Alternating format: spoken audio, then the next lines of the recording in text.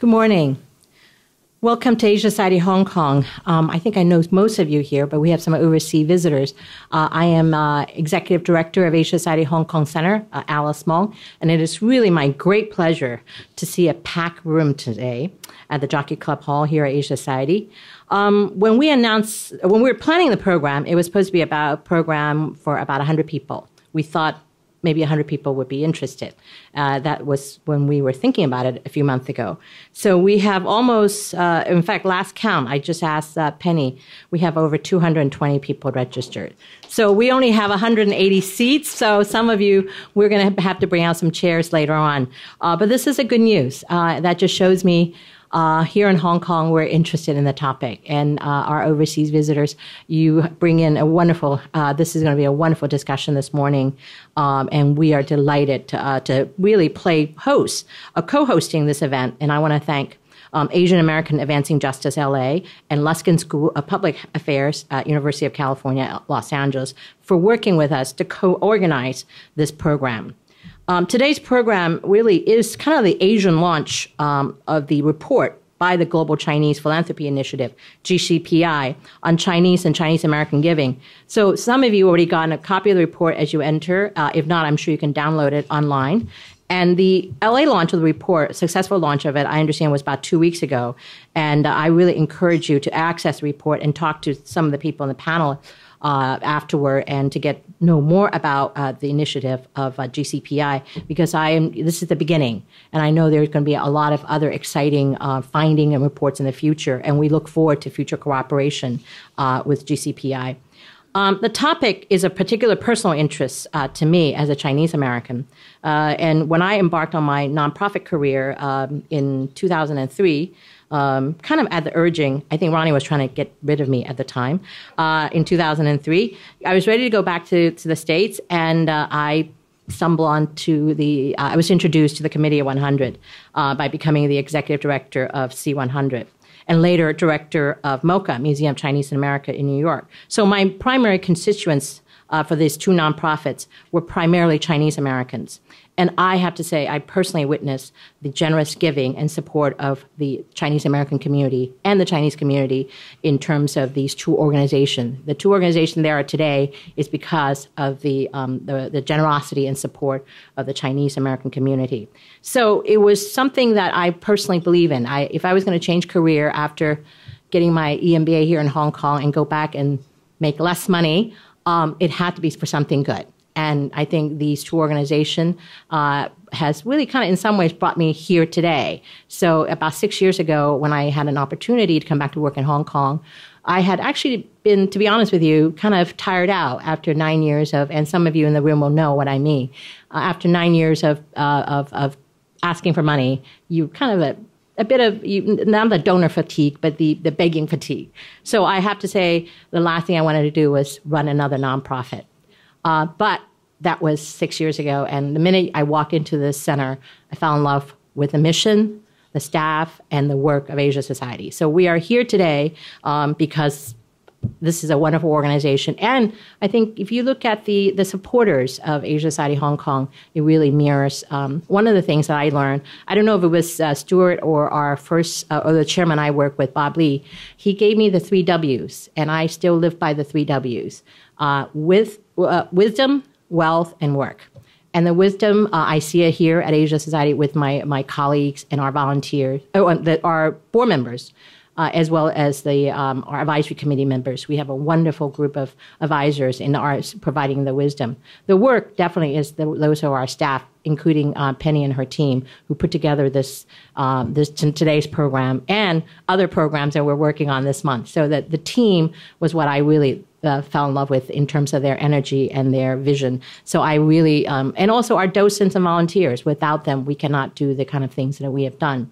And of course, wealth. We cannot forget about that. Without that, the fundraising to get this center done, led by our fearless chairman, Ronnie Chan, we had to raise the money, and the support of Jockey Club and our wonderful donors have made this Asia Society possible in this new home. So this is one of the reasons I said yes to being the executive director of Asia Society Hong Kong. And so that's why we are here today. In some way, the topic is really apropos for us here to be a part of. And we look forward to other collaborations and in the future. So right now, it really is my pleasure to introduce. I'm a fan of this person, a longtime fan since I started working at Committee 100 2003. And Stuart Kuo, he is the executive committee and member of the GCPI, really responsible for today's report and this initiative. Stuart was always a wonderful. He was a fantastic fundraiser and a fantastic leader in the Asian American community. And he was always somebody, he chaired a lot of our California initiative. And Stuart was always somebody that I could kind of call, and if I needed to ask some questions, sometimes personal and others, for support and advice. So Stuart, I'm so glad that we are working with you today. And I think if you look at Stuart's CV, I mean, he is a leader in the philanthropy field. He is the founding executive director of Asian American Advancing Justice in Los Angeles, largest Asian American legal and civil rights organizations in the United States that serves more than 15,000 individuals and organizations every year. Stuart is a nationally recognized leader and expert in race relations, Asian American studies, nonprofit organization, and philanthropies, civil rights, and legal services. He was named a MacArthur Foundation Fellow in 1998, and in some ways, this is just a little bit of Stuart, and he's a humble person, but I want to thank Stuart for his support and bring Stuart up to get the formal part of the program started. Stuart? Good morning, everyone. Tosen, in 1970 and 71, I came to Hong Kong to learn Cantonese, and I was in a Yale in China program. I won't tell you what grade I got, but I really learned to love the people in Hong Kong and China. And I later married my wife, who grew up in Hong Kong. Unfortunately, she couldn't come with me on this trip. But I've learned to say "Ngo sek tang, sek gong." So my remarks today will be in English. I'm going to just give a few thanks and a very brief introduction. And later on, after Ronnie speaks, I'll give a short synopsis of our report. And Victor Kuo will join me. The Global Chinese Philanthropy Initiative started about 3 years ago. And it's the first, and we've been looking at studies, interviews for the last 3.5 years. And we're pretty confident that this is the first bilateral study and initiative dealing with both Chinese and Chinese Americans. And our report is focused on Greater China, which includes mainland China, Hong Kong, Macau, and Taiwan. We hope to expand that study to Singapore and Indonesia, et cetera, in our next phase. But we'll talk about that a little later. In the Global Chinese Philanthropy Initiative, GCPI for short, we try to combine different disciplines to understand what is going on in our communities. We used academic research, applied research. We did profiles on 29 Chinese Americans, as well as 35 individual philanthropists from Greater China. And those profiles included interviews with about 14 Chinese Americans and 7 philanthropists from Greater China. So our study is not just to rank individuals, but it's to look at some very impactful philanthropists that represent a diversity of the philanthropists in our two countries, and to understand why are they giving and how they want to proceed in the future, such that we can inform our countries, but also we can understand how to encourage that kind of giving in the future generations. And last but not least, we're trying to create dialogue. So today, we really appreciate all of your coming, because this is not going to be the last time you hear about us or see us. we really want to create a dialogue and discourse, including and particularly with the next generation philanthropists, those of you who are younger, who could really shape the future of our countries in the very near future. So let me give a few thanks, and then we'll start the program. I want to thank our founding benefactors because they took a chance on this idea. First of all, let me thank John Long and Marilyn Long from the Long Family Foundation, along with Vivian Long. John is one of the most successful Asian American real estate developers in the United States. But he and his family became very philanthropic and so created this foundation, and they've set up, like he'll talk about it later, but a UC Irvine U.S.-China Institute, amongst many other initiatives. So let me thank the Long family. Please stand. Please stand.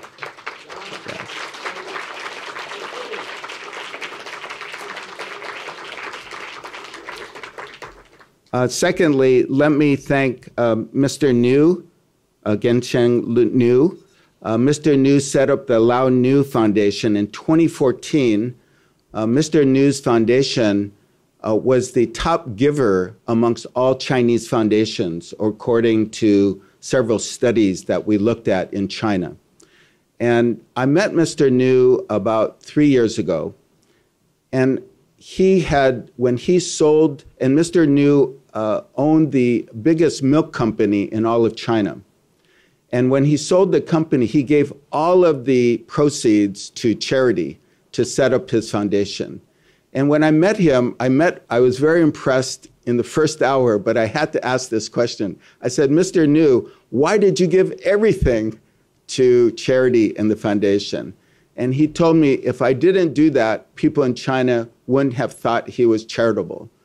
I would have thought he was charitable even if he gave half or a portion, but this person is truly a philanthropist and truly generous. So Mr. New, let's thank Gensheng New.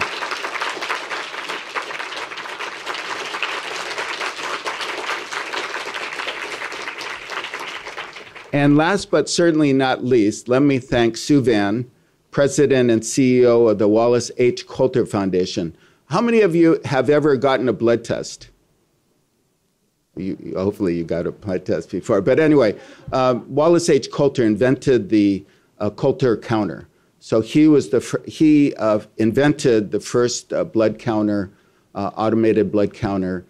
His company led the diagnostics industry in the world for several decades. Sue was a principal in the company, CFO.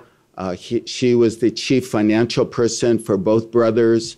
And when Mr. Coulter unfortunately passed away, he left his whole foundation to Sue Van as the only trustee. So between that time in 1997 and when she sunsets the foundation in 2025, she would have given away $750 million US dollars.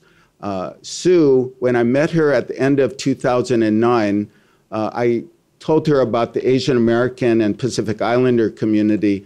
And let me just say that between that time and by the time she sunsets her foundation, she would have given over 200 US dollars to Asian American organizations for civic engagement in the United States of America. So please thank Sue Van.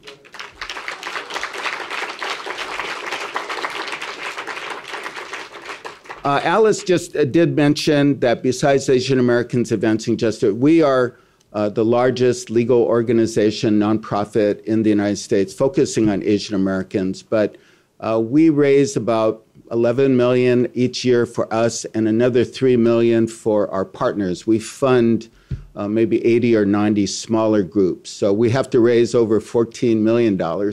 So we thought this project was very interesting because we saw the growth of giving amongst Chinese Americans and Asian Americans. And Jennifer Kang Irwood is my individual giving director. So Jennifer, thank you for coming with me. You're somewhere in here. We also have founding partners, UCLA Luskin School of Public Affairs. Archie Kleingartner, the founding dean, could not join us, but he has worked tirelessly with us, John and myself, every week. And then we have the UCI Long U.S.-China Institute, and they've been a fabulous partner, and representing them or contributing to that is the Dean of Social Sciences at UC Irvine, Bill Maurer. Bill, thank you. And also Brian Hervey, Vice Chancellor of University Advancement. Brian, thank you.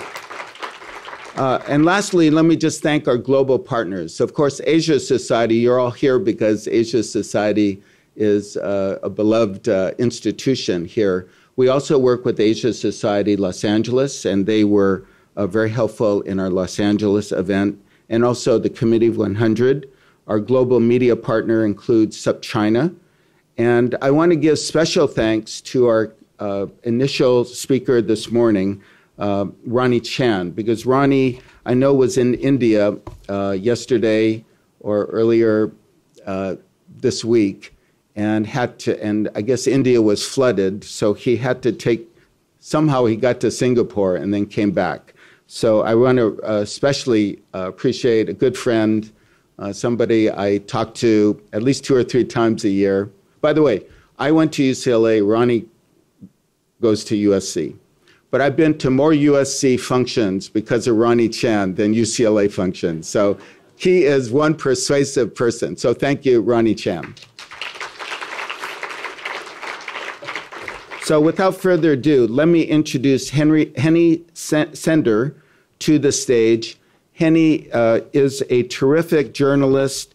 If you look in your program, she's the chief correspondent for international finance for Finance Times. She's been there for 10 years. She's a wonderful correspondent. And let's welcome Henny, who will be interviewing Ronnie Chan.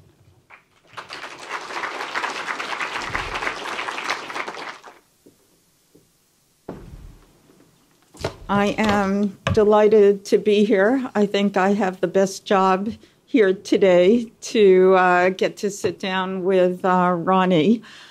It seems very incredible and depressing to me that a few years ago, many of us believed maybe we don't need an Asia society anymore. You know, maybe the world has come together so much that it's superfluous. Sadly, that's not the case. I started writing about philanthropy in China a couple of years ago. I thought, if I can't be in a position to give, at least I can write about those who are in a position to give and hopefully to inspire others. I never told Ronnie this, but I actually heard about Morningside before I heard about Hang Lung and the business side of Ronnie. Morningside has been the inspiration, the role model for so many of the people that we're going to talk about today. Ronnie, come up on stage and let's talk. Last night, Ronnie said to me, I don't want to talk about me. And I said, no, you have to. It's such an inspiration. And Ronnie has done so much for so long. I appealed to the sons. Ronnie says, I'm too long-winded. They said, yes, he is really too long-winded. I don't believe that. Ronnie, we started talking last night about one of your initiatives that I had never heard about before. Tell us about what Morningside is doing with music, which is so universal. Sorry, you cannot say no now in front of all these people. Last night you can say no, not today. I didn't know about the topic of this session. If I had known it, I would have said no. But anyway, it's too late. But you're right, Henny. Not all of India is flooded. Only Bombay is flooded. And all flights in and out was gone. And since I already given all my money away, which is not a whole lot to start with, I had to take a red-eye special on economy on a budget airline for 5 hours between 1:30 a.m. in the morning until whatever, and flew from there to the only way I can get out of India and make it back to East Asia was to take such a terrible flight. So if I'm half asleep, please forgive me. It's not me. It's a flight, okay? It's really Stuart's and John Long's fault because they're good friends of mine. I have to make it here. So this is why I'm so half asleep. No, actually, a lot of people know what my family does, in the more public stuff. But to me, the much more interesting stuff is really the part that people don't know. And, I have no intention to talk about it, but Henny asked. About 21 years ago, my brother, a good friend of ours, who's a music professor in Calgary, and myself, we started this thing called Morningside Music Bridge. And my brother actually goes to Beijing or Shanghai, all over China, together with some professors in music, to audition young kids, age 12 to 18, and then bring them. My brother actually physically travel with them, take them from China, wherever, and dump them off in Canada in the homes of local friends, and then fly back to Beijing for work, and then a month later fly to Canada again in order to pick up these kids and bring them back to China. And we have we bring together equal number of North American, and now we have extended it to Russia, Israel, Poland, Japan, Korea, wherever. But each year we still bring at least 30 young kids to Canada to live there and to interact with local kids, and then to receive master classes from really some of the tops. Pinker Zuckerman and Midori, John Perry, the piano, Lynn Harrow, all these guys come and teach. Not every summer, but, enough of them come each summer. It's really a very rewarding experience. And many of the names, if I were to mention it today, many of you, if you are classical music lover, you will know them. You know Wang Yujia, the pianist? Yujia was discovered by my brother when she was 10. And if I were to tell you the story, it's really, really amazing story. The violinist Ning Feng plays in Hong Kong quite often. The experience I had with Ning Feng is so touching that I don't know if his music does not enrich other people's life. Ning Feng's life has been enriched, and my life has been enriched. But I trust that their music also enriched the life of many, and they come back now to teach master classes. All these 20 people who gone through our program 20 years ago. We have 4 in the New York Phil. We have 1 in the LA Phil. We have the concert master of this and this, that, and the principal cellist, principal violist from many of the world's top orchestras, our alumni, and we still meet together every year. It's really lovely.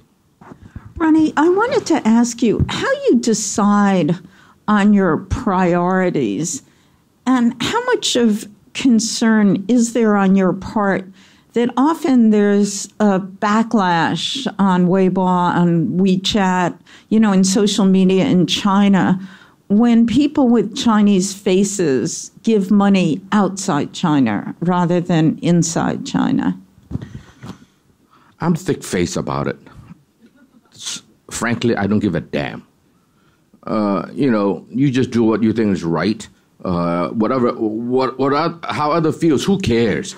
I'm a self-confident guy. You should all be self-confident of yourself and your ability and your goodness. So who cares? Especially the netizens everywhere in the world, be it China, be it the U.S., be it everywhere else. Netizens, there are some gems there, but at the same time, much of it is emotional. It's really not worthwhile, worrying about. So, people say, why do you give overseas? And I can give you great explanations and reasons, but, for the most part, I just forget about them. If somebody wants to be stupid, there's nothing I can do about it. So just let them be stupid. If they are talking about me, and if I think they're stupid, they're stupid. Doesn't take a penny away from me. So why should I worry about it? And at the end of the day, history is basically fair. And so let it be. You just do whatever is right. And, you enrich your own life, you enrich other people's life. Good enough.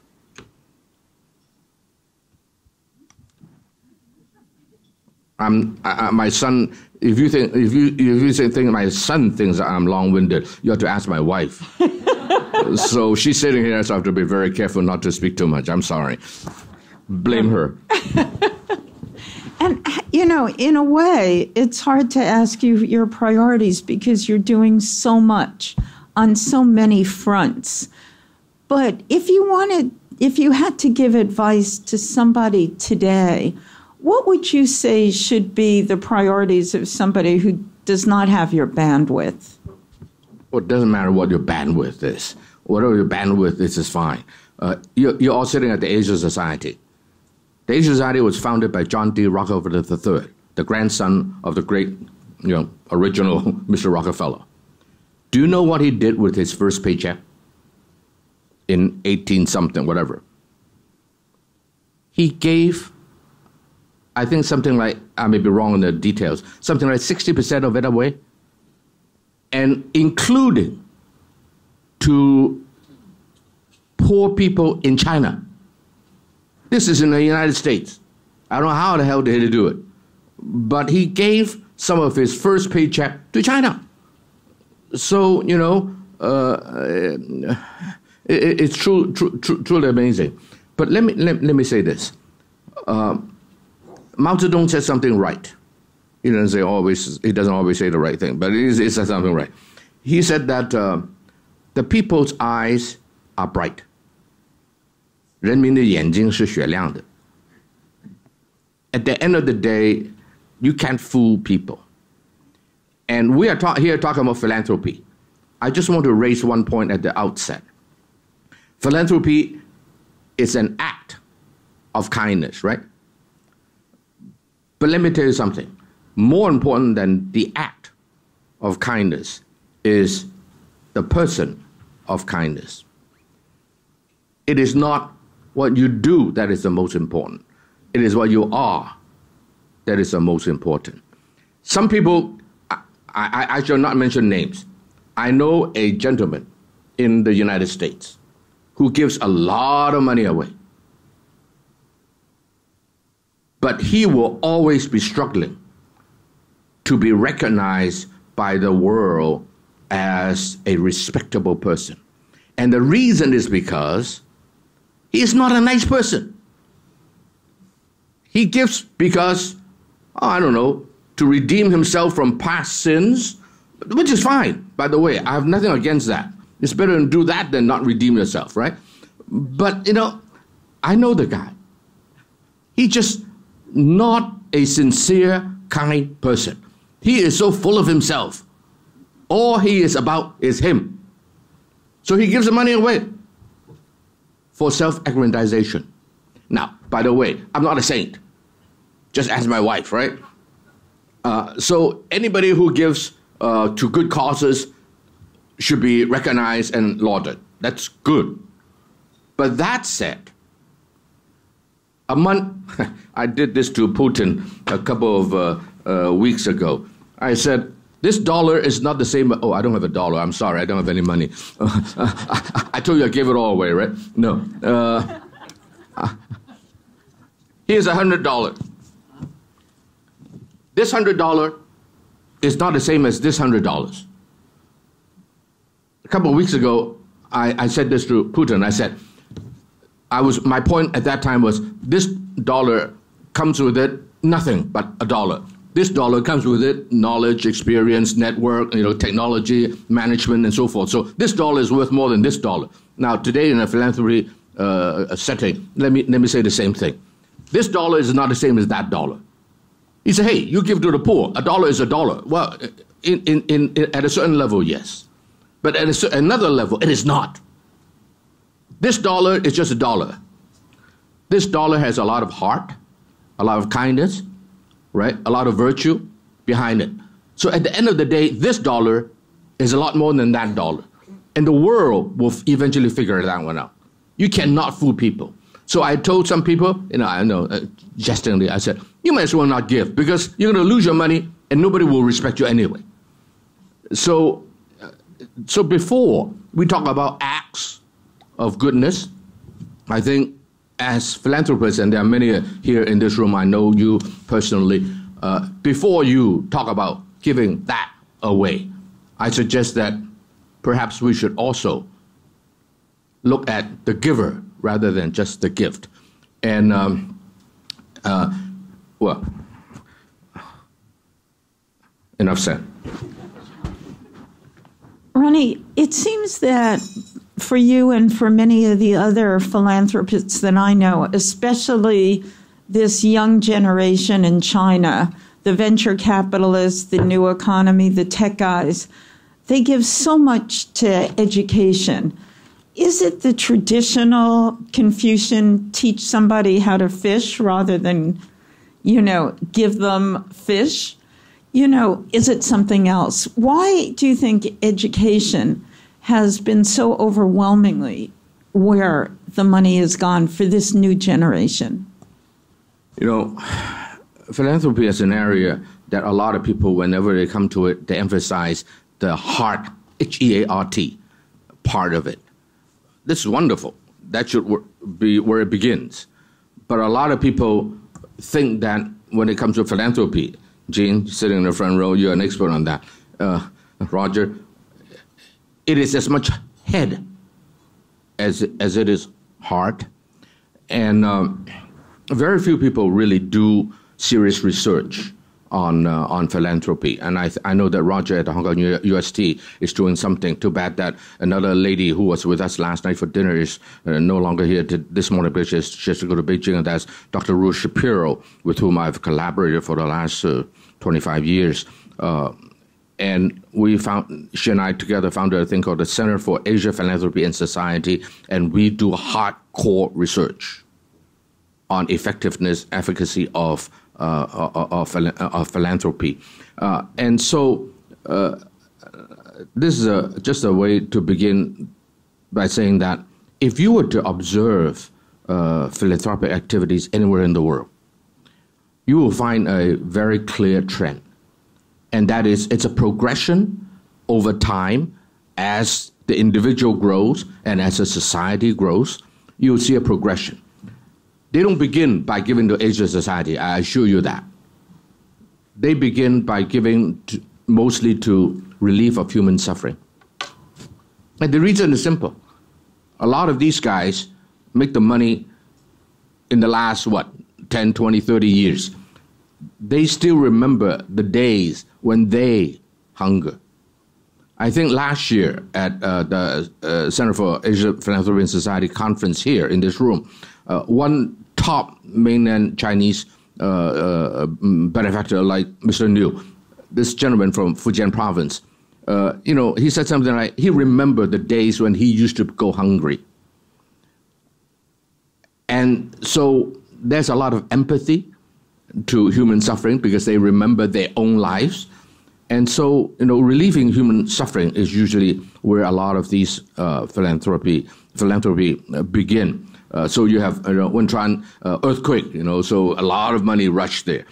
You have a flood here, a natural disaster there, a lot of money go there. That's usually the first place where it begins. But that doesn't struck all the time. Then they begin to realize, especially if you are either Chinese, Jewish, or wherever, that education is so important, and they usually are not well educated themselves. I don't want to embarrass Mr. Niu and ask him how much education you have. I don't know. But most of the first generation of entrepreneurs that make a lot of money, many of them are not that well educated, and they regret it. They wish they had the opportunity. And so they give the children a lot of opportunity for education. And then they begin to extend it to beyond their own family. And so education is really where they begin. Let me go back to what I said earlier about research. Center for Asia Philanthropy and Society, CAPS. CAPS is doing a project on scholarship. Every Chinese philanthropist give scholarships, right? However, how many people have examined the effectiveness of that dollar, of that scholarship? Very, very few. So we are doing some research on that. So usually education is where it begins. Then, of course, they progress to other things. As they get older, get wealthier, a lot of them give to hospitals, right? Medical research, because they want to extend their own life. There's nothing wrong with that. They want to extend their own life, but the research that is being supported by them will benefit the rest of the world as well. So it's good. And then beyond that, then you have, personal interests, culture, art, right, architecture, and many of the less daily necessity type of areas that become the target of philanthropic money. And so education is usually where it begins. You're so right to talk about the perspective of people who have known poverty, who haven't had as much opportunities. Next month, Jumin is coming to talk here in just exactly a month. Jumin, I don't know how many of you know him. Jumin. He was the number 3 at the IMF. He never graduated from high school because of the Cultural Revolution. He spent 10 years working in a canning factory. Do you think, Ronnie, as... October 16th, 6:30, right here in this room. Sign up fast. It will get filled up very fast. Sorry for the advertisement. Yes, it will. Do you think, Ronnie, that as people lose that sense of gratification, and perspective, having experienced what they did, that the next generation will be less philanthropic, not having had that comparison? Or do you think precisely because their lives are more comfortable, they can feel that they have to give and should give? Well, let's clear the record first.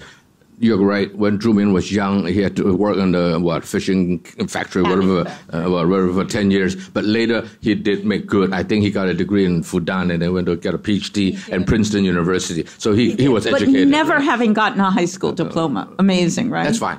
Yeah. My brother doesn't have one either, but he's a doctor from Harvard. We'll forgive him. But anyway,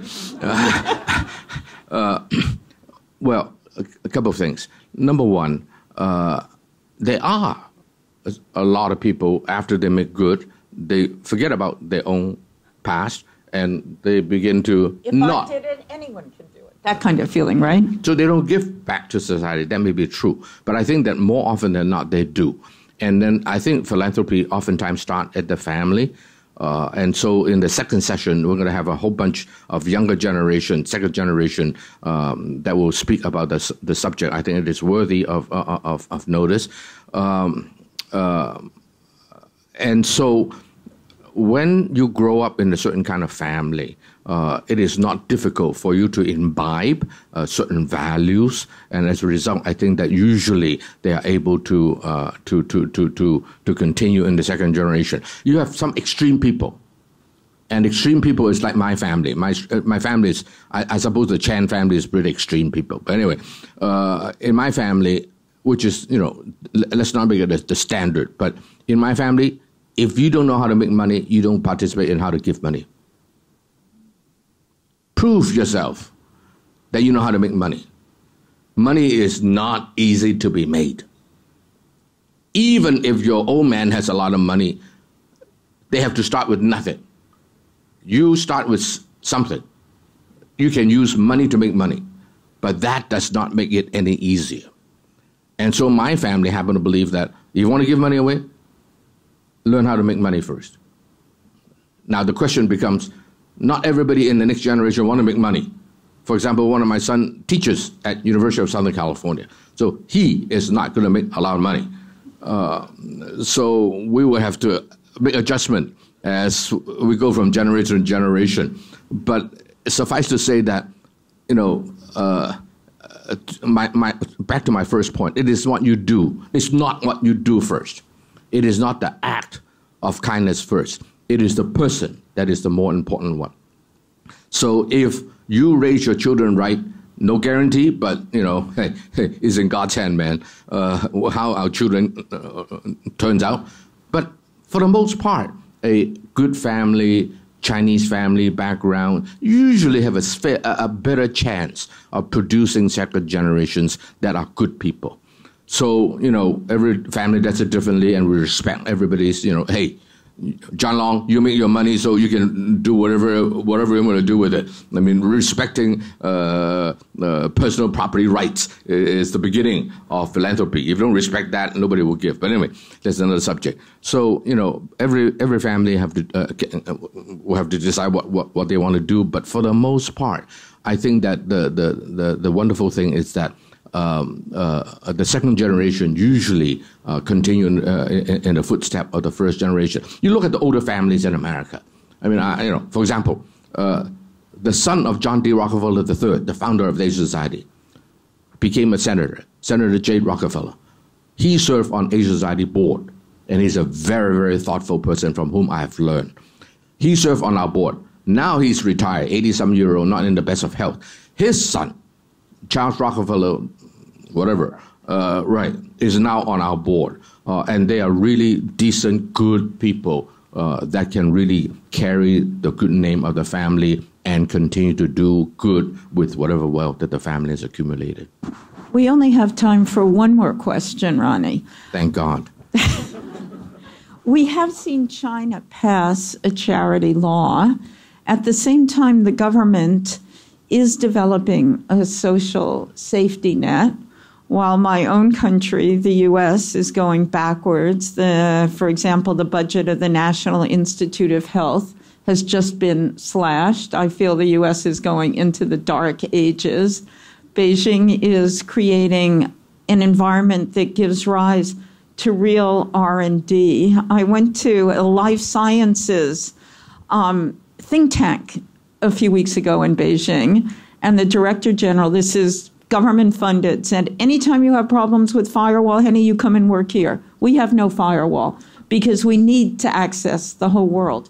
Are you optimistic that China can become a role model in philanthropy and creating an environment for innovation and research breakthroughs going forward? Let's not be too ambitious and jump too fast to talk about China becoming a role model. But let me add one point. That is, the United States is not perfect, and in many ways they are going backwards. But it is really a zigzag road forward for everybody. And let's not deny the fact that historically America is really, really a country that is very conscientious in developing philanthropy. You compare Europe with the United, or Japan, right, or with the United States. She should know because she lived in Japan for a long time, and married one.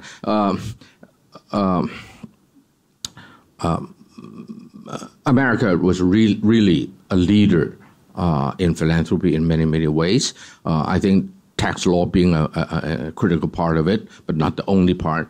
The fact that they are immigrants, American immigrants. I read an article sometime like 30 years ago that immigrants are always more generous than old money. The exceptions, Rockefeller and so forth, but their founders were the immigrants, right? And so, what about China? I think that after all, Stuart, this is the topic: is Chinese and Chinese American philanthropy. I think we as Chinese, ethnic Chinese, can be proud to be Chinese for many, many reasons. And one of them is that we have a long history of philanthropy. You read the classical writings of Confucius and Mencius and so forth. It is very much in the psyche of the Chinese people that are brought down from, 2,000 years ago. And so it is, in a sense, in our genes for the Chinese to do good and give back to society.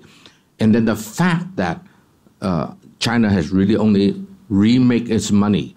China, by the way, as Henry Kissinger says, for 3,000 years, when Europeans were still living in caves, when your forefathers were living in caves, the Chinese were already at the height of civilization. That's all. That's what Dr. Henry Kissinger always remind everybody.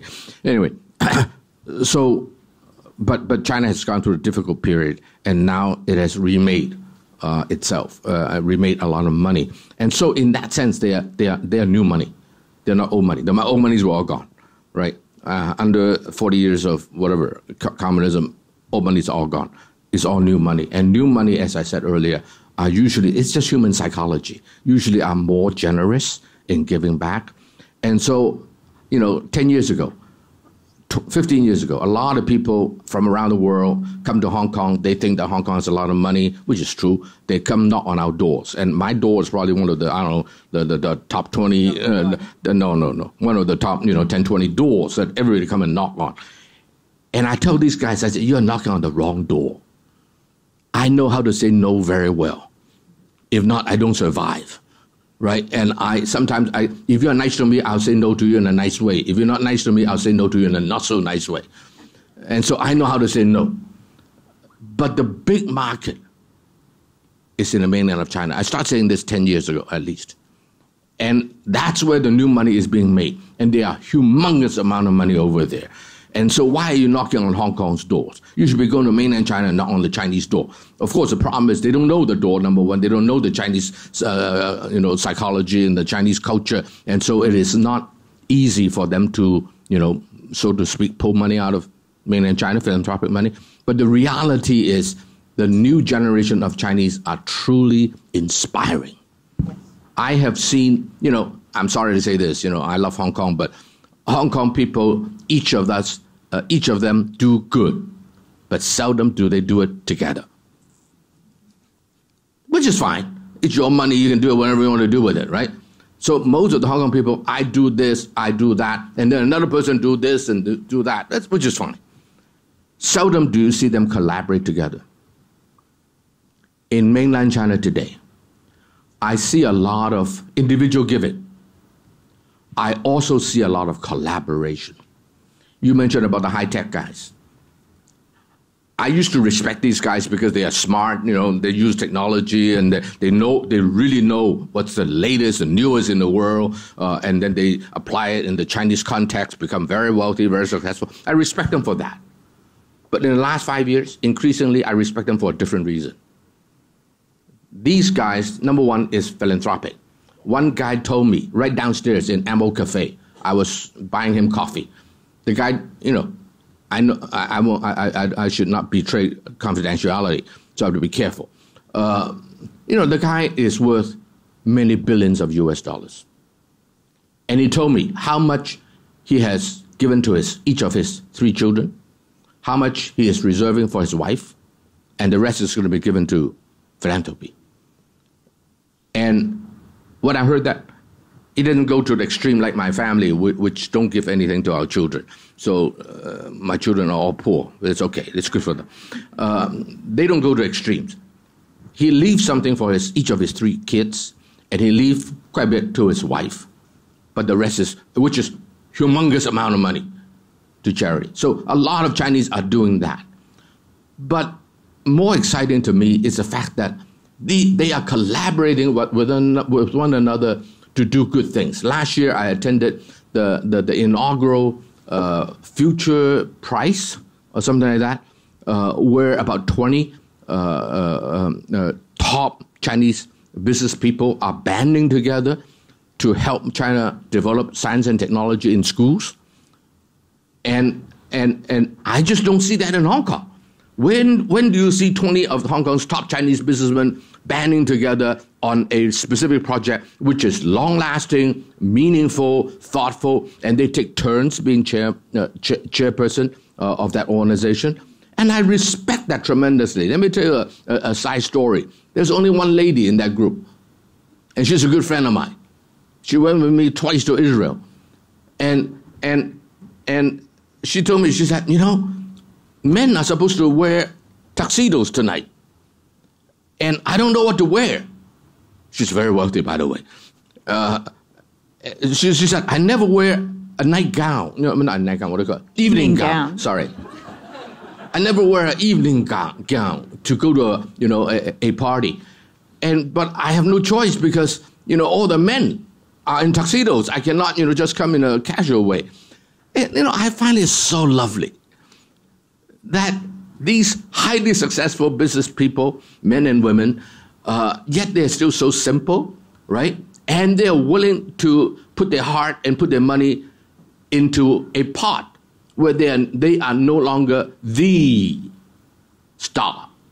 There's no star. It's all 20 of them, or whatever number. And they take turns being the chair and really doing good together.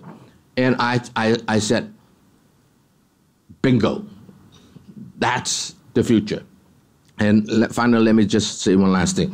I was invited one time, I don't know, 5-7 years ago, to Taiwan to give a talk on how to be a respected businessman.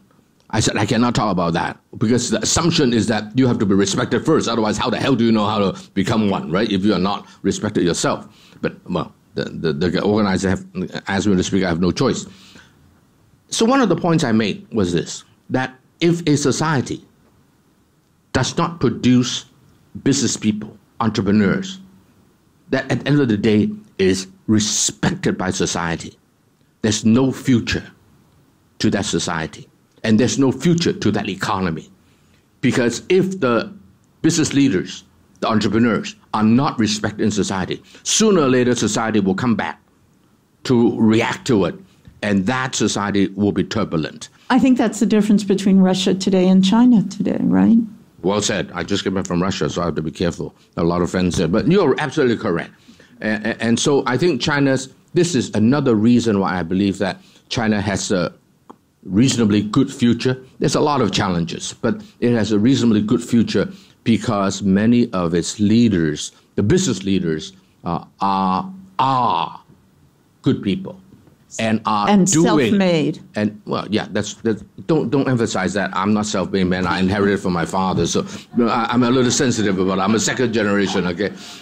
But anyway, these guys are highly responsible and respected people. And I think that will then become an example to the next generation, and hopefully next generation, then the society will hopefully get into a right cycle, which will make it more sustainable. Before we get off the stage, I want to just share with you the first thing that Mr. Niu said to me when I met him, which is the Chinese saying is wealth does not last 3 generations. He said, in my case, it did not last 1 because I gave it all away. How could I not be so impressed? Thank you all very much. Well, thank you, Henny. And let's thank again Ronnie Chan for his wisdom and insights. Now you know why we asked him to be the keynote speaker.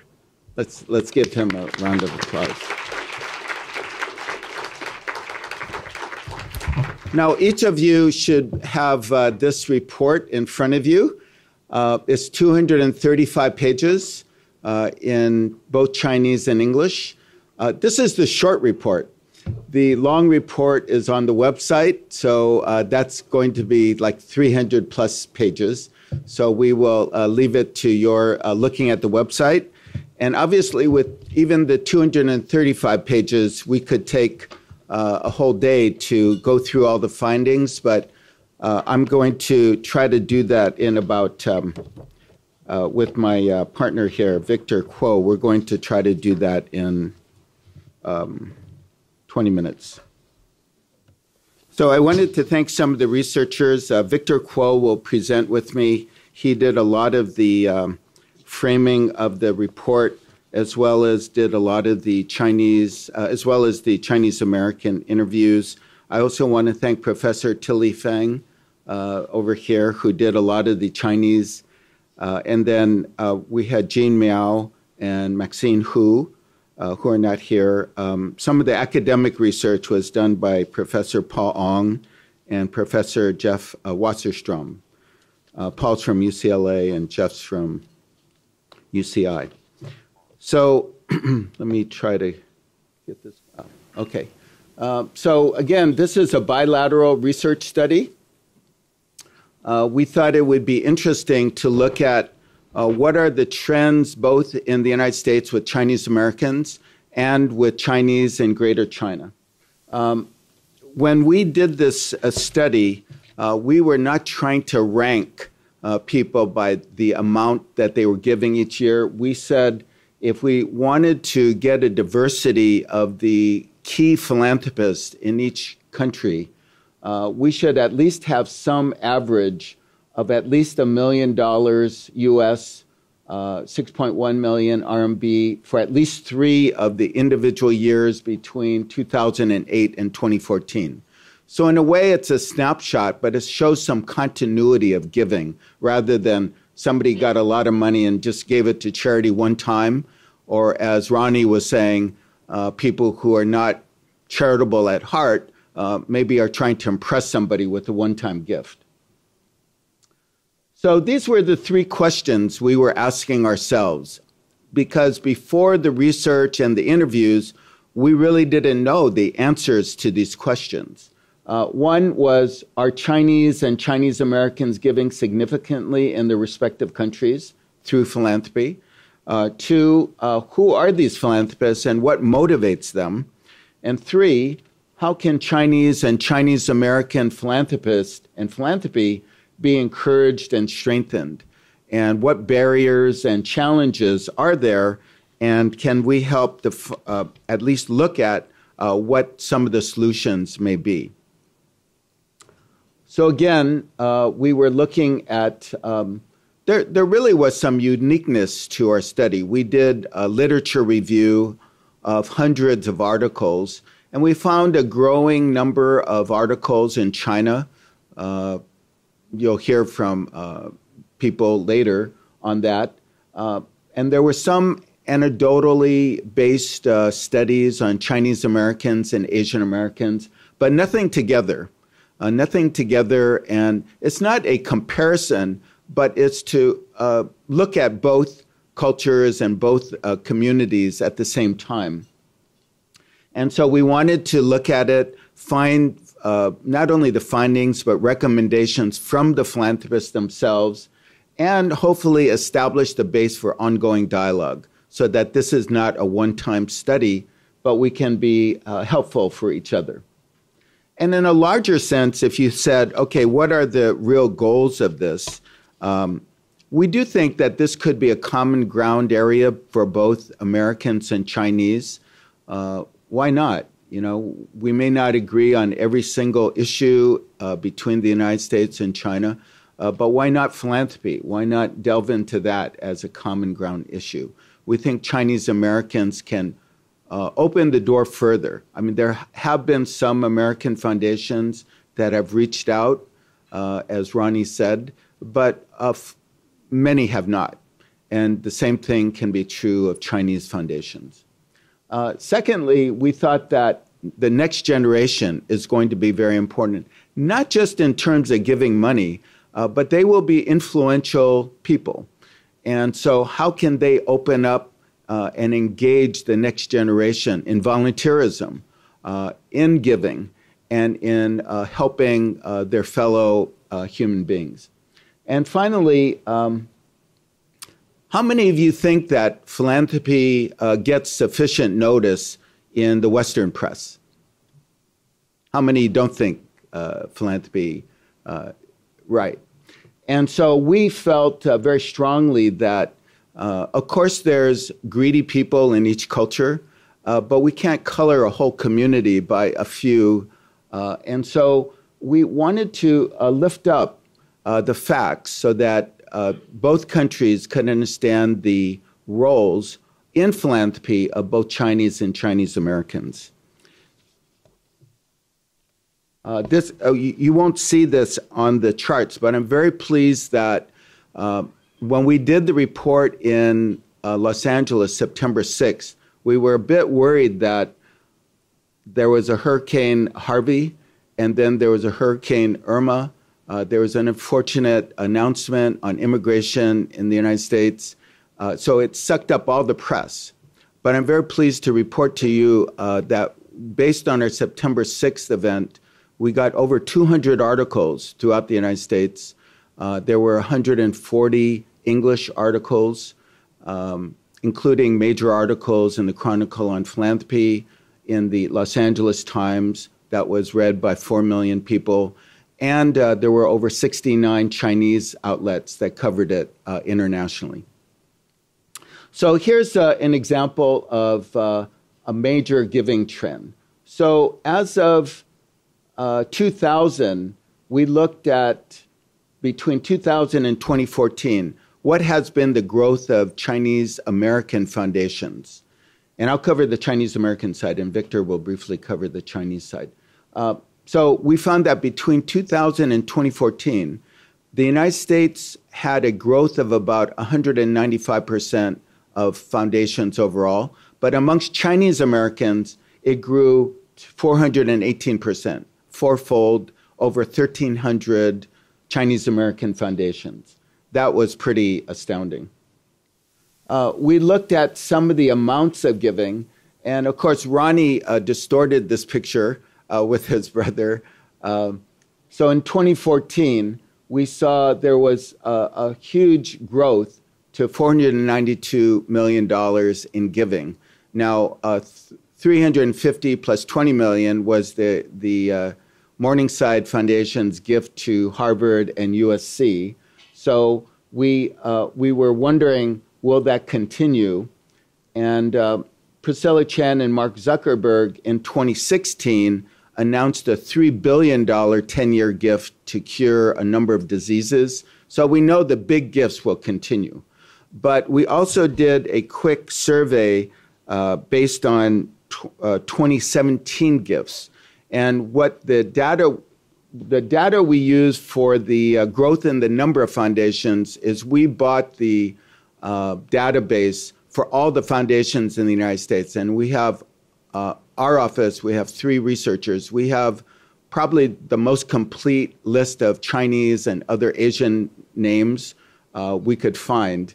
And so that was the database we used. So we examined all of the foundations. But for the large gifts, we did a short scan for 2017. And I'm pleased to announce that there were over 14 large gifts over $1 million, totaling over 120 million, just in the first half of 2017. And that didn't include some of the huge gifts, like from Priscilla Chan. So this came up a while ago, but we were wondering, where is the money going to? So on the left side, we examined the $1 million database from Indiana University. And on the right side, we looked at the 29 Chinese Americans whom we profiled, and we interviewed about half of the Chinese Americans. So higher education was the big recipient in terms of amount of money. Then on the $1 million database, overseas giving, health and education.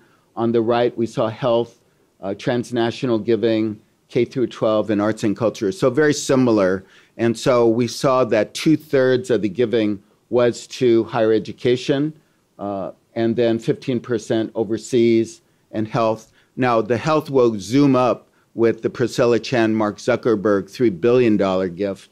But you could see the higher education was the leading source of receipts.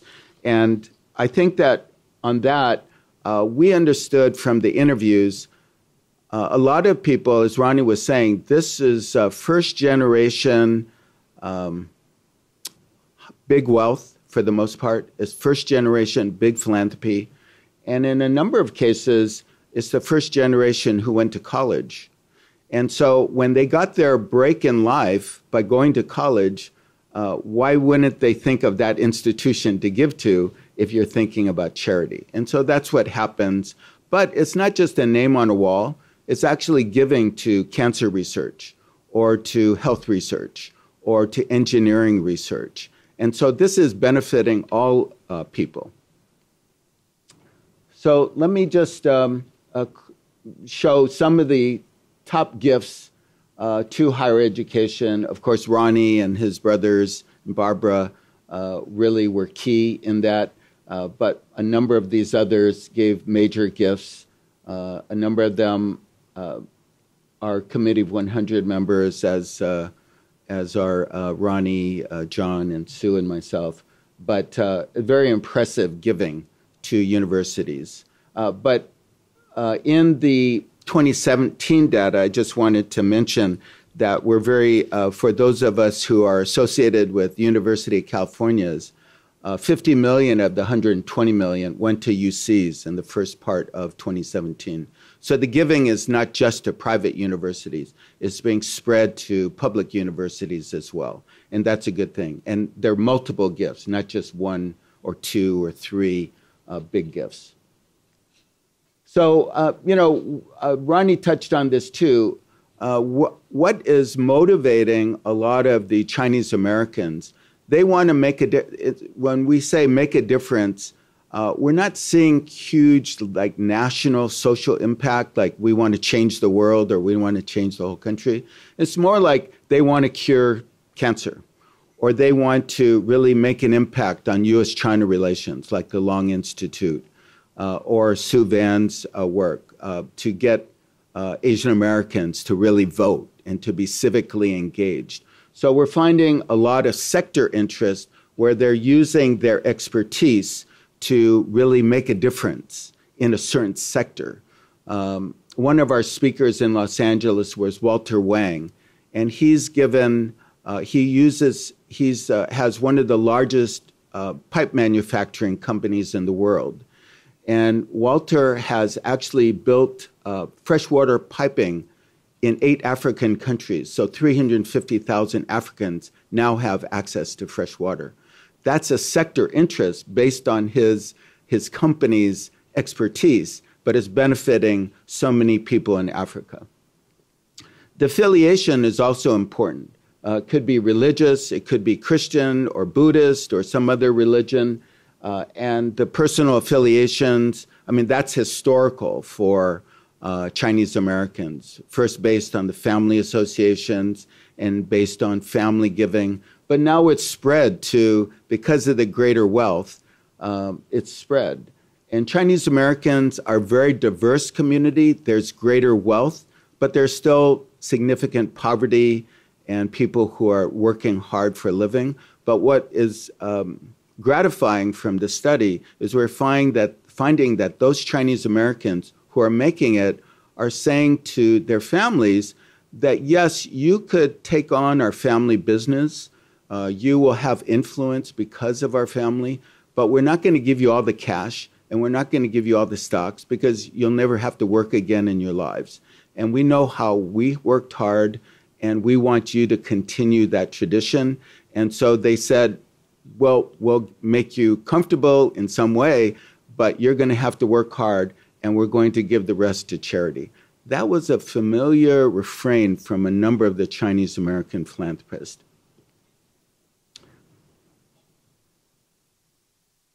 So let me bring up Victor Kuo. Victor is a PhD. He has worked in a number of foundations. We're very pleased that he could join us in this research, and he's going to present the picture of the Chinese philanthropy in a few minutes as well. Thank you.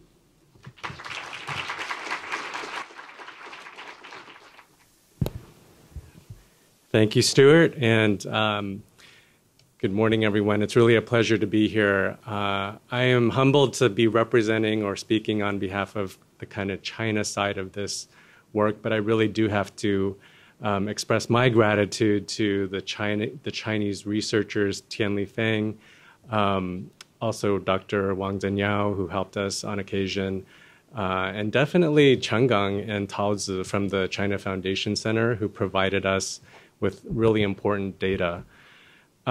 So the major story that came across is that the number of Chinese foundations in mainland China, I should say, has really grown and increased over the last decade. And this is the major headline. And it comes against the backdrop of China becoming one of the largest economy in the world and lifting 500 million out of poverty. And the observation that many experts have made is that here is a tremendous opportunity for the growth of philanthropy. However, the nonprofit sector, the philanthropic sector in China has a long way to go, and that it cannot be left behind against this backdrop of tremendous economic growth in mainland China.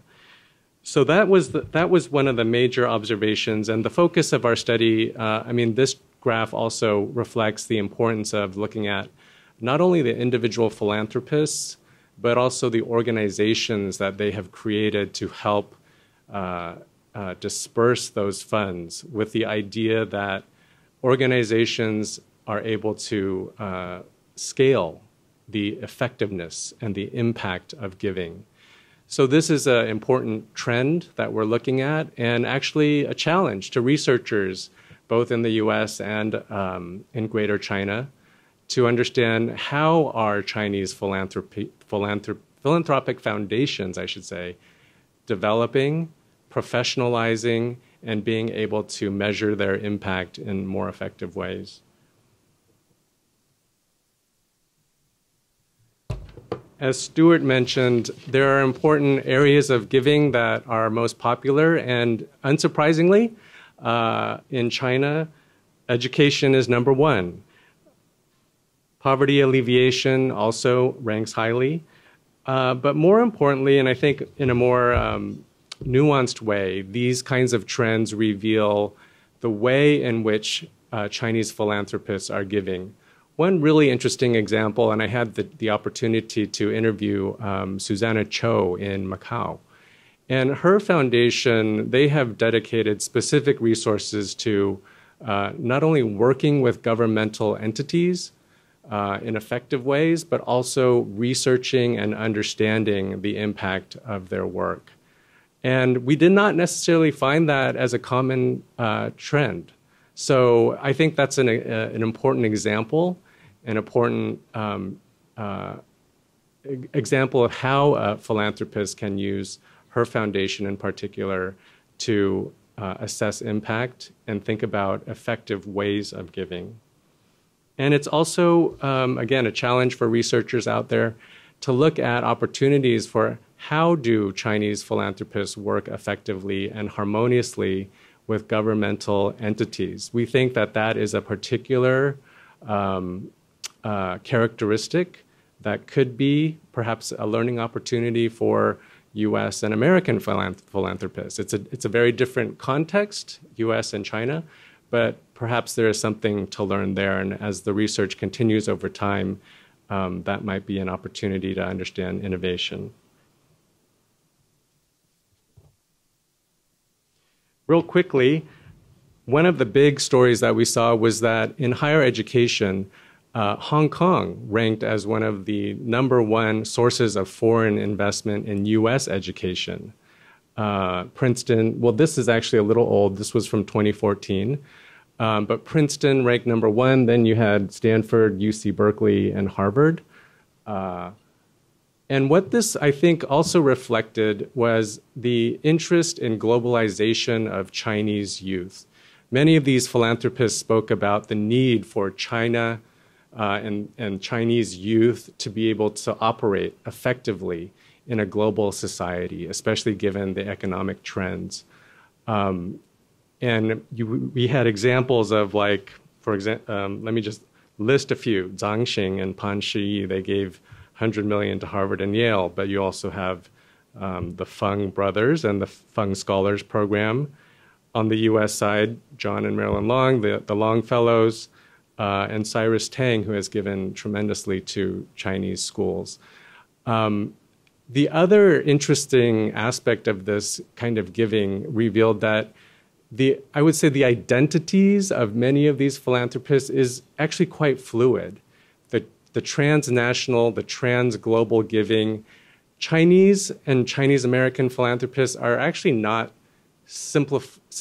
simply classified as just Chinese or just Chinese American. It's really not a static kind of description. You have individuals crossing borders, flying globally, thinking globally. And it's really an interesting dynamic that kind of blurs the boundaries of who is Chinese and who is Chinese American.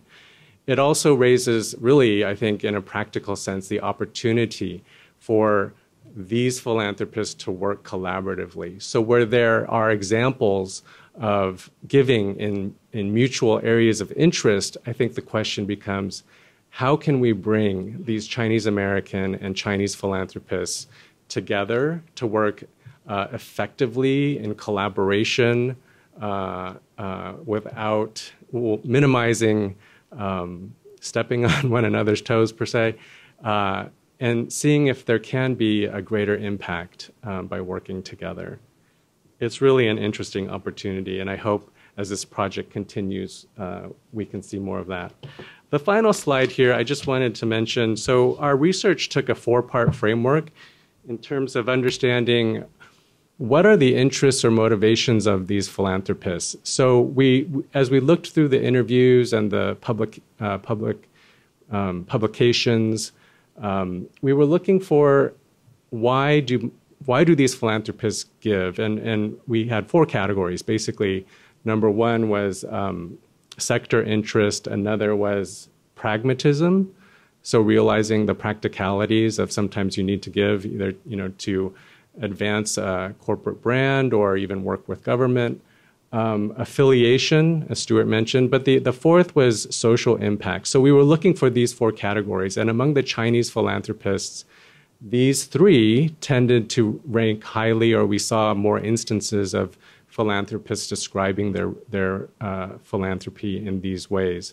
So what's not here is social impact, which is a little, discouraging, and or one might think, why is that not as prominent?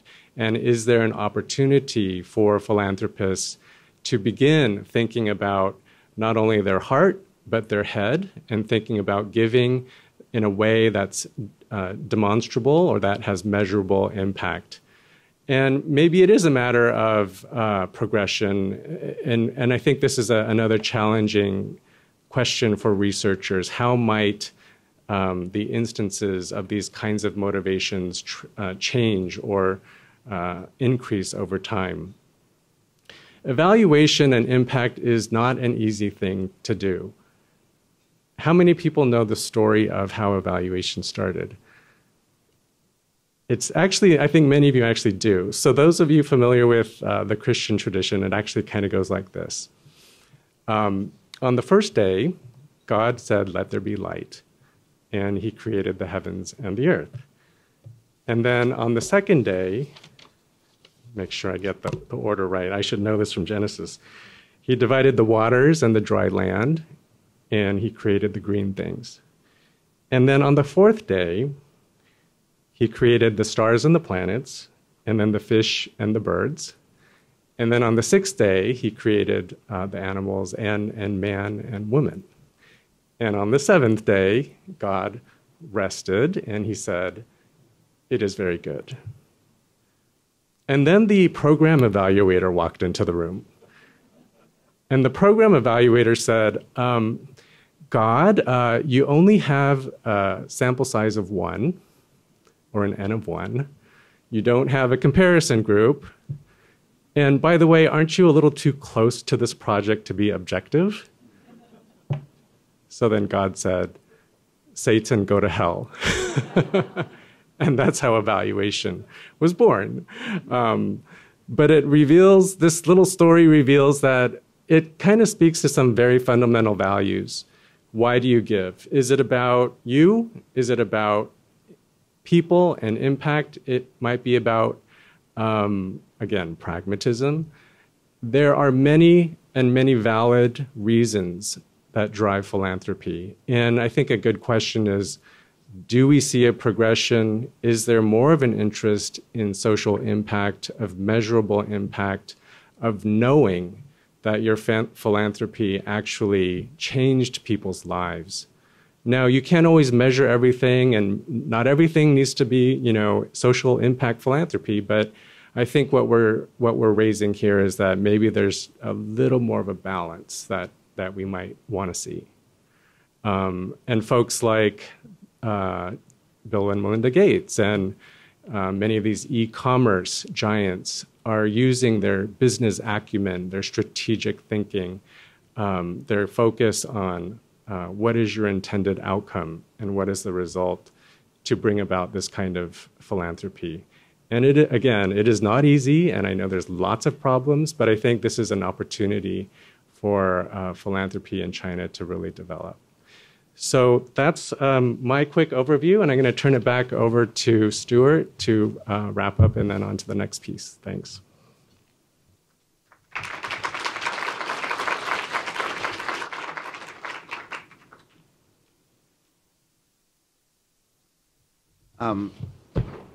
Victor spent over a year and a half doing a lot of this research with me, so let's thank him for his work again.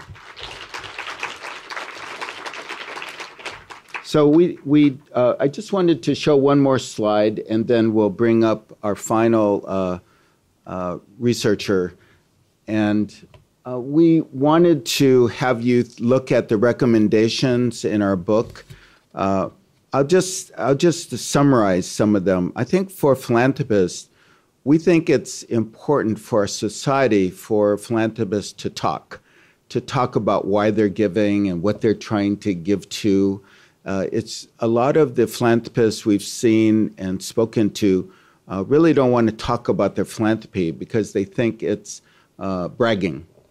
And we think that it's very important for our societies to understand what they're trying to do. And it's going to help others in the field, and certainly it will improve our image overall. The second point on the sector professionals, we found that largely, at least in the United States, the philanthropic sectors pretty much ignore Asian American philanthropy. There's a little bit of inclusion, but by and large, there's no great attention to minority or Asian American, including Chinese American philanthropy. So they've got to wake up. And so, for example, the Southern California grant makers and the Asian Americans and Pacific Islanders in philanthropy were co-sponsors of our Los Angeles launch. But we need to bring other sector professionals into that dialogue. And I think the purpose is to share best practices and, as Ronnie was saying, challenge ourselves not to just give individually, but to give collaboratively. On the community organizations, there's a twofold point that we want to make. In the United States, a lot of the Chinese American philanthropists are not giving to community organizations in the Asian American community. And we think that that's partly the lack of familiarity with what is happening in the Asian American community, the poverty and some of the growing problems. So we think that connection is very important for that understanding. And when there has been that connection, we've seen more funding. But it is a process. On the community side, we find that some of the community groups just feel that because the philanthropists are Asian American or Chinese American, there'll be a natural connection. And what we encourage the community groups to understand is what are the interests of the philanthropists? Because if you just rattle off 10 needs, but it doesn't match any of the interests of the foundation, most likely you won't get funded. So there has to be a deepening relationship. And finally, we do think that, for example, in China, the 2016 charity law is a very significant breakthrough. We know it's just being started to be implemented, but that kind of regulation, that kind of systemizing of the structures of philanthropy and the rules will be very helpful going forward. So let me just say that we really look forward to the continuing dialogue. And one of the principal ways we're going to do that, of course, we are going to have a program like this in Beijing in March of next year. And we probably will have the program at Tsinghua University.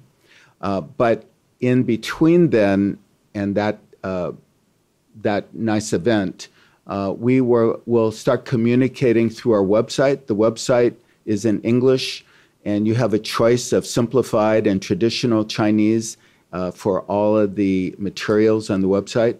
And to talk about the website, I want to bring up Professor Min Zhou. Professor Min Zhou is at UCLA. She is the professor of sociology and Asian American studies. She is also the director of the Asia Pacific Center at UCLA. So please welcome Min Zhou. Thank you very much, Stuart.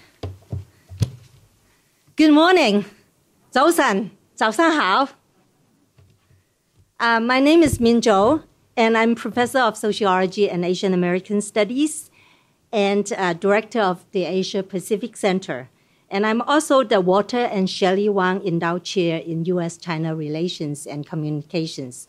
So myself, my work and my research, as well as my teaching, benefited directly from the generous giving of Chinese Americans.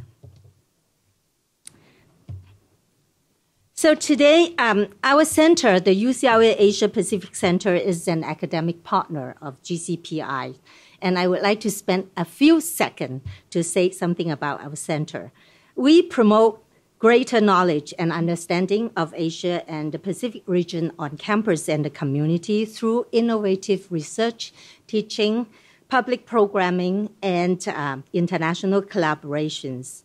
We encourage interdisciplinary work and research and partnership with the community on cross-border issues such as language and culture, population and environment, technology, politics, socio-economic development, sustainability in the ongoing processes of globalization. Our center serves as a national research center on East Asia, supported by the U.S. Department of Education. We also have a thriving program on Central Asia, as well as a program on Taiwan studies. In future, we hope to raise funds from public sources and private donors to build a Hong Kong studies program. This is very exciting in the work. And to establish endowed chairs and fellowships to promote research on specific topics on Asia, the Pacific region, and China in the world.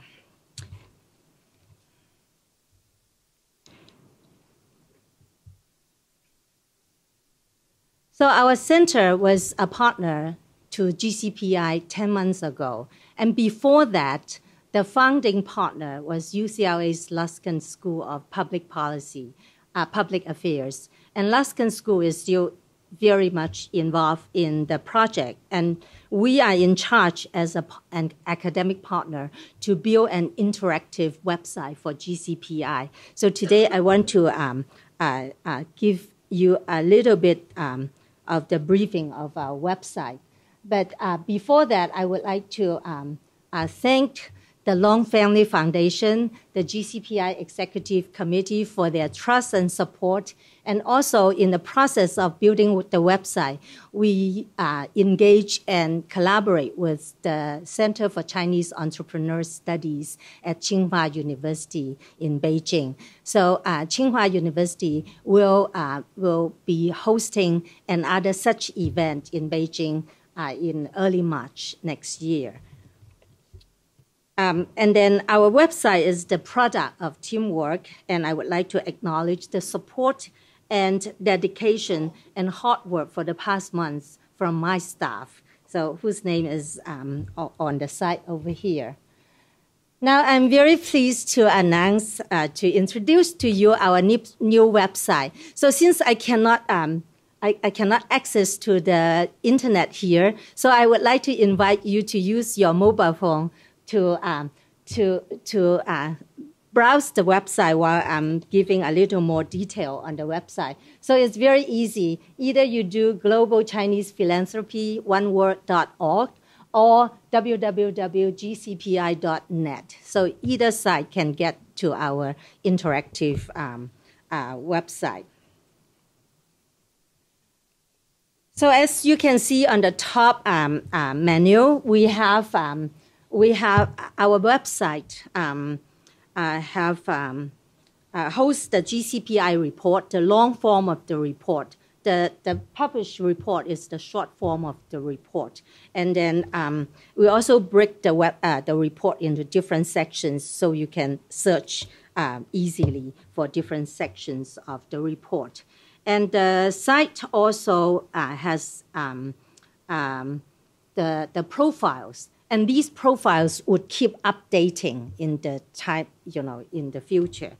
And then as we are adding more profiles of Chinese American, and global Chinese philanthropies, and then you could see that the website would be growing. And we also have a section on event announcement. And in future, we are working on including philanthropy-related news. So I welcome partnership of all of you to share your news, to share any news of Chinese and global Chinese philanthropy, and then we can put it, share it in this website. So I would like to point out that in order to optimize the user experience while visiting this website, we implemented several features, and I want to highlight 6 of these features very briefly here. The first one is we want to use the homepage as a one-stop shop. And in other words, if you visit our website, you will be able to see easily all the significant content as you scroll down the website towards the end. And this particular feature is very useful for you on mobile phones or other mobile devices. And the second feature is our website is multilingual, featuring at the moment we have English, and then we have simplified and traditional Chinese.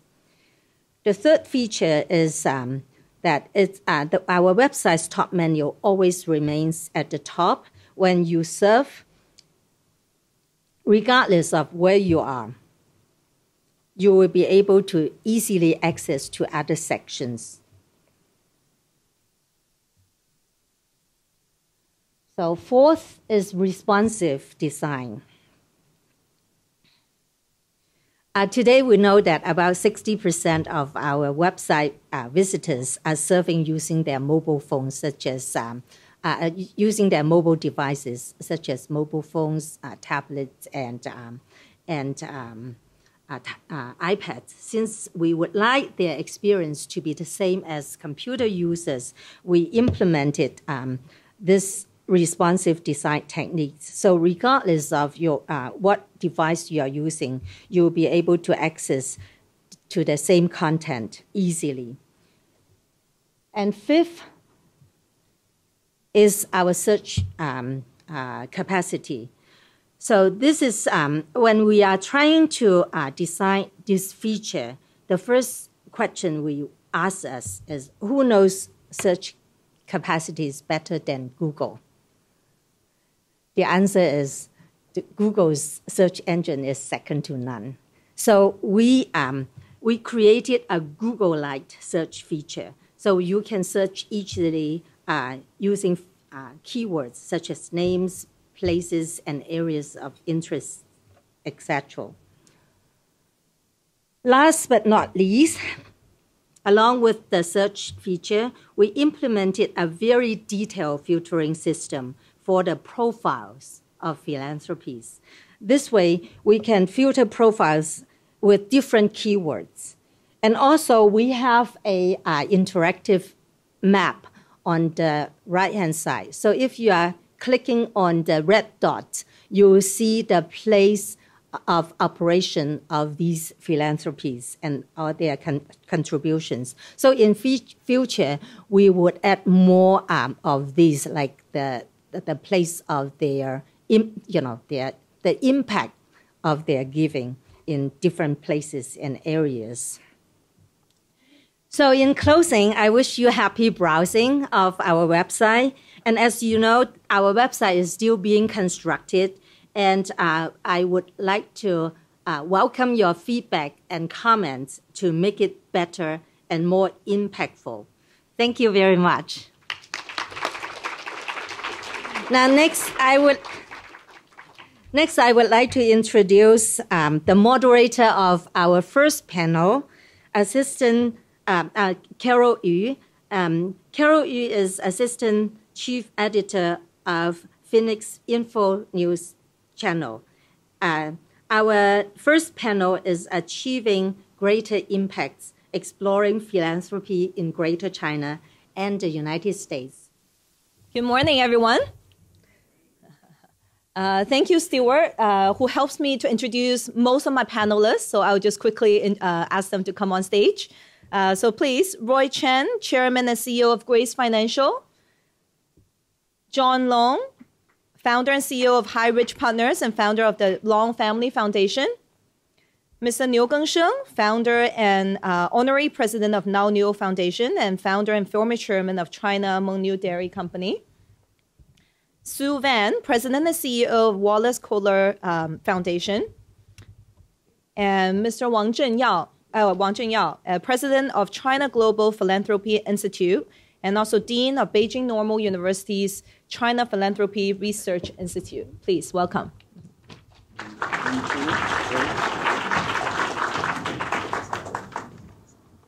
So I had the privilege of having dinner with some of the speakers last night.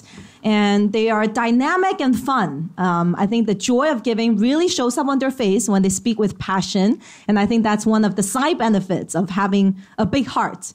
So don't be fooled by their serious look and dress and age. I think we're going to have a fun discussion.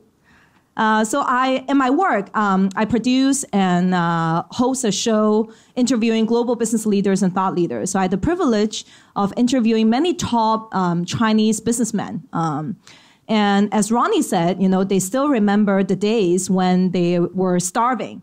They really started with nothing. And now, after making it, started to, question their values and started thinking about, the meaning of life. And it's really, truly remarkable that most of them acquired this wealth in the past, 30 years. And according to Forbes 2017, China now has more billionaires than the U.S. has, which is very amazing. So according to the report that we just saw and the discussion we had so far in the morning, so Chinese do give, back to their society, no matter in the U.S. or in China. So Sue, may I ask you, so what can we do better to help the outside world understand this? And how do we break the stereotype of Chinese not giving? Well, first I have to say that I suppose that the Chinese psyche and Asian behavior is fairly low-key, modest, and humble, and therefore talking about giving and charity and philanthropy is not normal. But I have to say, in America, people do not know unless you say it. And it is not an issue of marketing or advertising. It is telling the truth that Asians, Chinese, do give to organizations in the United States. Unfortunately, my experience regarding this mentality that Chinese Americans or wealthy, well-off, successful Asian Americans do not support the Asian community-based organizations in the nonprofit world. It appears that that is probably not true, but unfortunately, philanthropists and foundations in America believe it is, because they don't really see the wealthy and the successful Chinese Americans and Asians supporting the nonprofit sector, their own community-based organizations. I mean, they certainly acknowledge the tremendous investment regarding scholarships to higher education. I think that American colleges and universities would be in a lot of trouble regarding their revenues if Chinese students did not go pay the full load and without all the charity and philanthropy like Ronnie and his family. But I think what we call the CBO, what Stuart talked about, the nonprofit sector of the community-based organizations, these are the people who provide the citizenship services. They're the ones who register people to vote. They're the ones who enrolled the Asian Americans in Obamacare. These services are provided by the Asian American nonprofit sector. And I think that this particular area like Stewart's organization that provides legal services for domestic violence victims and other needs, we could use more support, and I could certainly use more partners. But the cultural factor is definitely a prohibitor, as Ronnie said earlier. He knows this friend, but in general, you are suspected of being wanting fame or for yourself, or having a big ego if you brag about your giving. So 牛总，这个在这个中国这个非公募的基金里面啊，脑牛基金已经是就捐款支出是最多的一个基金啊。但看到就您近年在做慈善的这个过程中非常的低调，和您早年这个做企业时候的风格是不一样的。这个在中国的慈善的这个领域里面是一个必须吗？那么这个做好事问不问前程的问题啊，我觉得好像是中国人的一个习惯。那么但行好事莫问前程肯定不是我们说的。当然呢，这个中国这个做公益慈善呢，可能我算比较早一点的，但是呢不一定是最好的。我觉得后边的人会比我们会更好。那么我们做这个方面呢，好像是老是想，今天我看那个调查报告呢，大学的捐赠是第一的，我们这个基金会呢就是搞0到7岁的，大学的那么多人去了，挤不上去啊，轮不上咱，所以呢没人去的地方是0到7岁的，所以这几年我们的钱重点都投在了0到7岁的方面了。另外呢还有一个那个教育方面好像挺多，宗教的挺多，宗师的好像不太多，我们注重对老师的一些关怀，所以我们在师范大学呢，就是对老师说这个我是做企业的搞产品的，那么过去呢对产品的质量很在意，那么现在我觉得我们在座的各位都是产品，都是老师的产品，首先是家长的产品，其次是老师的产品。那么家长呢没法选择，老师呢还可以选择，所以呢我觉得把老师这个质量啊，这个要注重起来呢，我们在座各位或者其他人的产品会更好一点。所以呢我这个做老是跟企业，你说做企业的时候呢可能不高调呢，不宣传呢，买产品的人少，这个我看呢我们施者用不着啊，让受者感恩，我们施者是感恩受者的。因为如果你要没有施者没有受者的话，那你连客户也没有了，所以你还做什么慈善家了？我想我上次跟比尔盖茨在一起啊，跟巴菲特在一起，他俩已经不给我做公益慈善的机会了。因为什么呢？他已经不是我的客户了，我也不是他的客户了。所以我们在座的各位一定要感谢受者啊，受者是我们的客户。所以我是这个理念，是从这个经营企业到经营慈善是这样的一个想法。所以从这个客户至上转到这个用户和受者至上的这个思维转变哈。那牛总，我记得这个10几年前啊，和您讨论这个慈善的时候，您就说过，他当时说他是在蒙牛，我很记得啊，您当时说是在蒙牛上市前，他就想把他所有的股份就捐出去了，只是说当时呢，大家说他的股份不值钱，所以你捐了也没用，所以呢，必须要等到上市以后才把这个钱捐出来，然后也算是在中国是不是第一个啊裸捐的这个企业家呀？是，04年上市以后就捐了，当时捐的时候才10几个亿，但是呢，后来股票一个劲儿增，等到卖的时候就40多个亿了，啊，所以呢，这个当然可能这样做的话呢，也是为了更好的能把这个公益慈善做得更好，因为做生意的目的呢，也是为了公益，也是为了更好的慈善，我觉得这是因为产品嘛，也是为大社会大众受用。那么慈善公益呢，各是弱势群体。我们自己感觉呢，这个你看我看刚才有医疗的，我们做医疗就没做那别的医疗，就是我们内蒙古有很多看不见的人，把他搞看见，站不起来的人把他让他站起来，就在帮控从这个角度来，反正老是找一些这个社会上不太这个大家重视的那些地方，我们就找一些这样的事呢，会更好。所以就根据你的观察呀，和这个13年前你刚刚成立这个脑牛基金的时候来说对比的话，现在的整个中国的这个慈善环境最大的区别在哪儿呢？我觉得首先呢，从方向上的过去呢，基本上大家呢这个方向呢比较乱啊，不能精准的定位。那么现在呢，好像精准定位的程度高了，搞医疗的都是搞医疗的，搞环保就搞环保啊，搞这个农村的工作就是农村的啊，精准的扶贫都是越来越定位清晰了。那么我觉得这一项呢，也跟我们当时建老牛基金会有一样的，因为我们那个当时在生产厂的周边呢都是荒漠半荒漠啊，干旱半干旱，全是光秃秃的荒山，所以我们当时就放在环保上了。现在已经种了几千万棵树了，就是一个劲儿的往山上种树。说这个公益呢是最大的公益，最平均的公益，每个人吸的空气肯定是均等的。所以有些东西啊，你花到这儿对了，花到那儿不对了，结果种了10几年了，现在反倒成了说哇这个好，这个正确。但10几年前种树的时候，人说这傻瓜啊，那种你搞这个干什么呀？所以今天看了，就是还得有一点长期的预测啊，钱要早捐，事要早做，另外呢，一定要做一些长期性的打算。So Mr. Niu is, the pioneer in this sector in China, but now there's a growing interest among Chinese entrepreneurs in giving.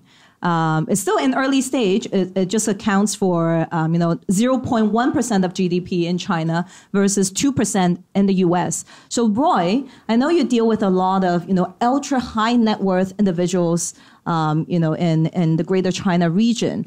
So what are some of the Chinese characteristics of giving in China?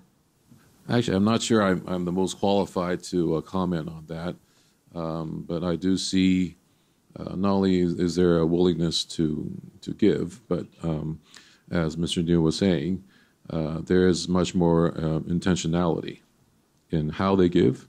But I also see that there is a added emphasis in ensuring that whatever is given with effect.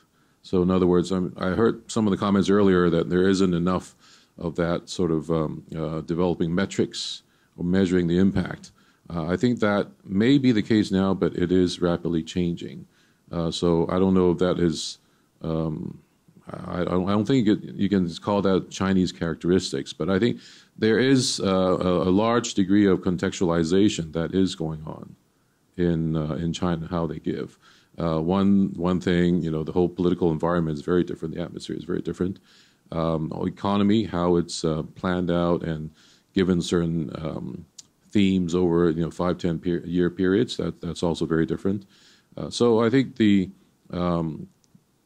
motivation may not be very different, but how it has to be done. Witness the recent change in regulation and so on.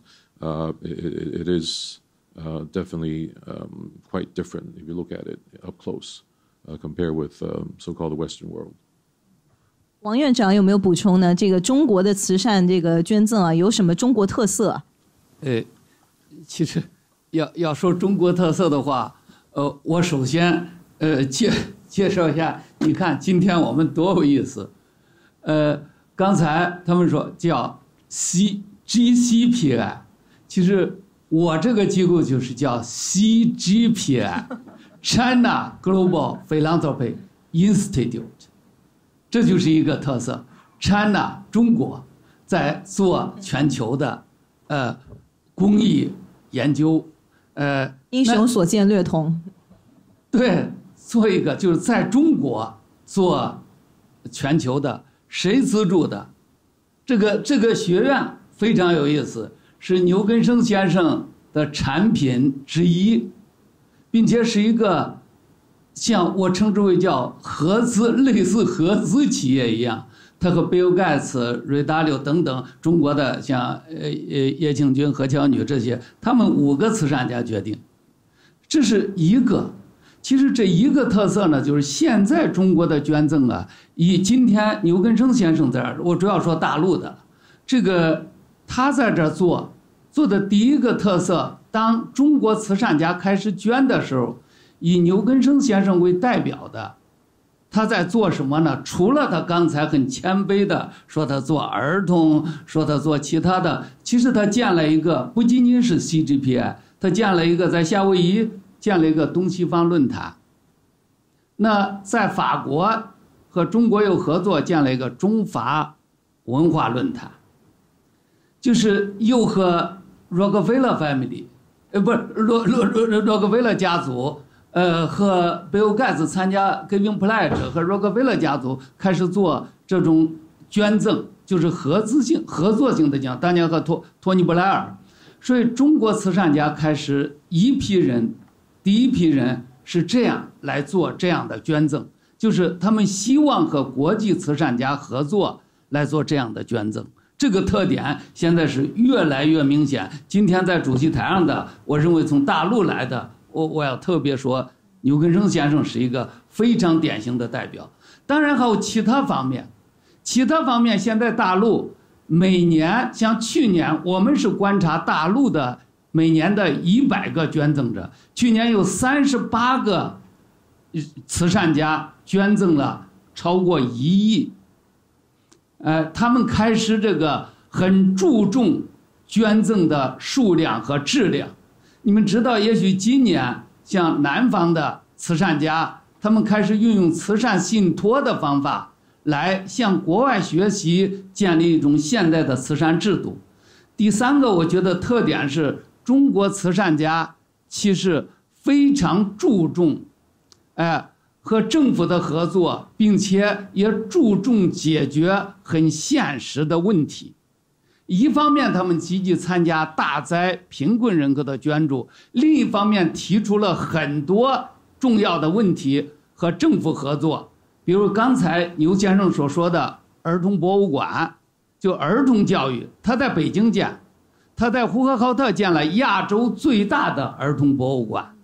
那这是一类代表。现在其实中国慈善家现在很在焦虑的思考一个问题，他们提出的问题啊，都是中国有上千年的文化家族，以孔子为代表，有几百年的政治家族朝代，说呢我们如何下边来考虑能建立上百年的企业家族和慈善家族。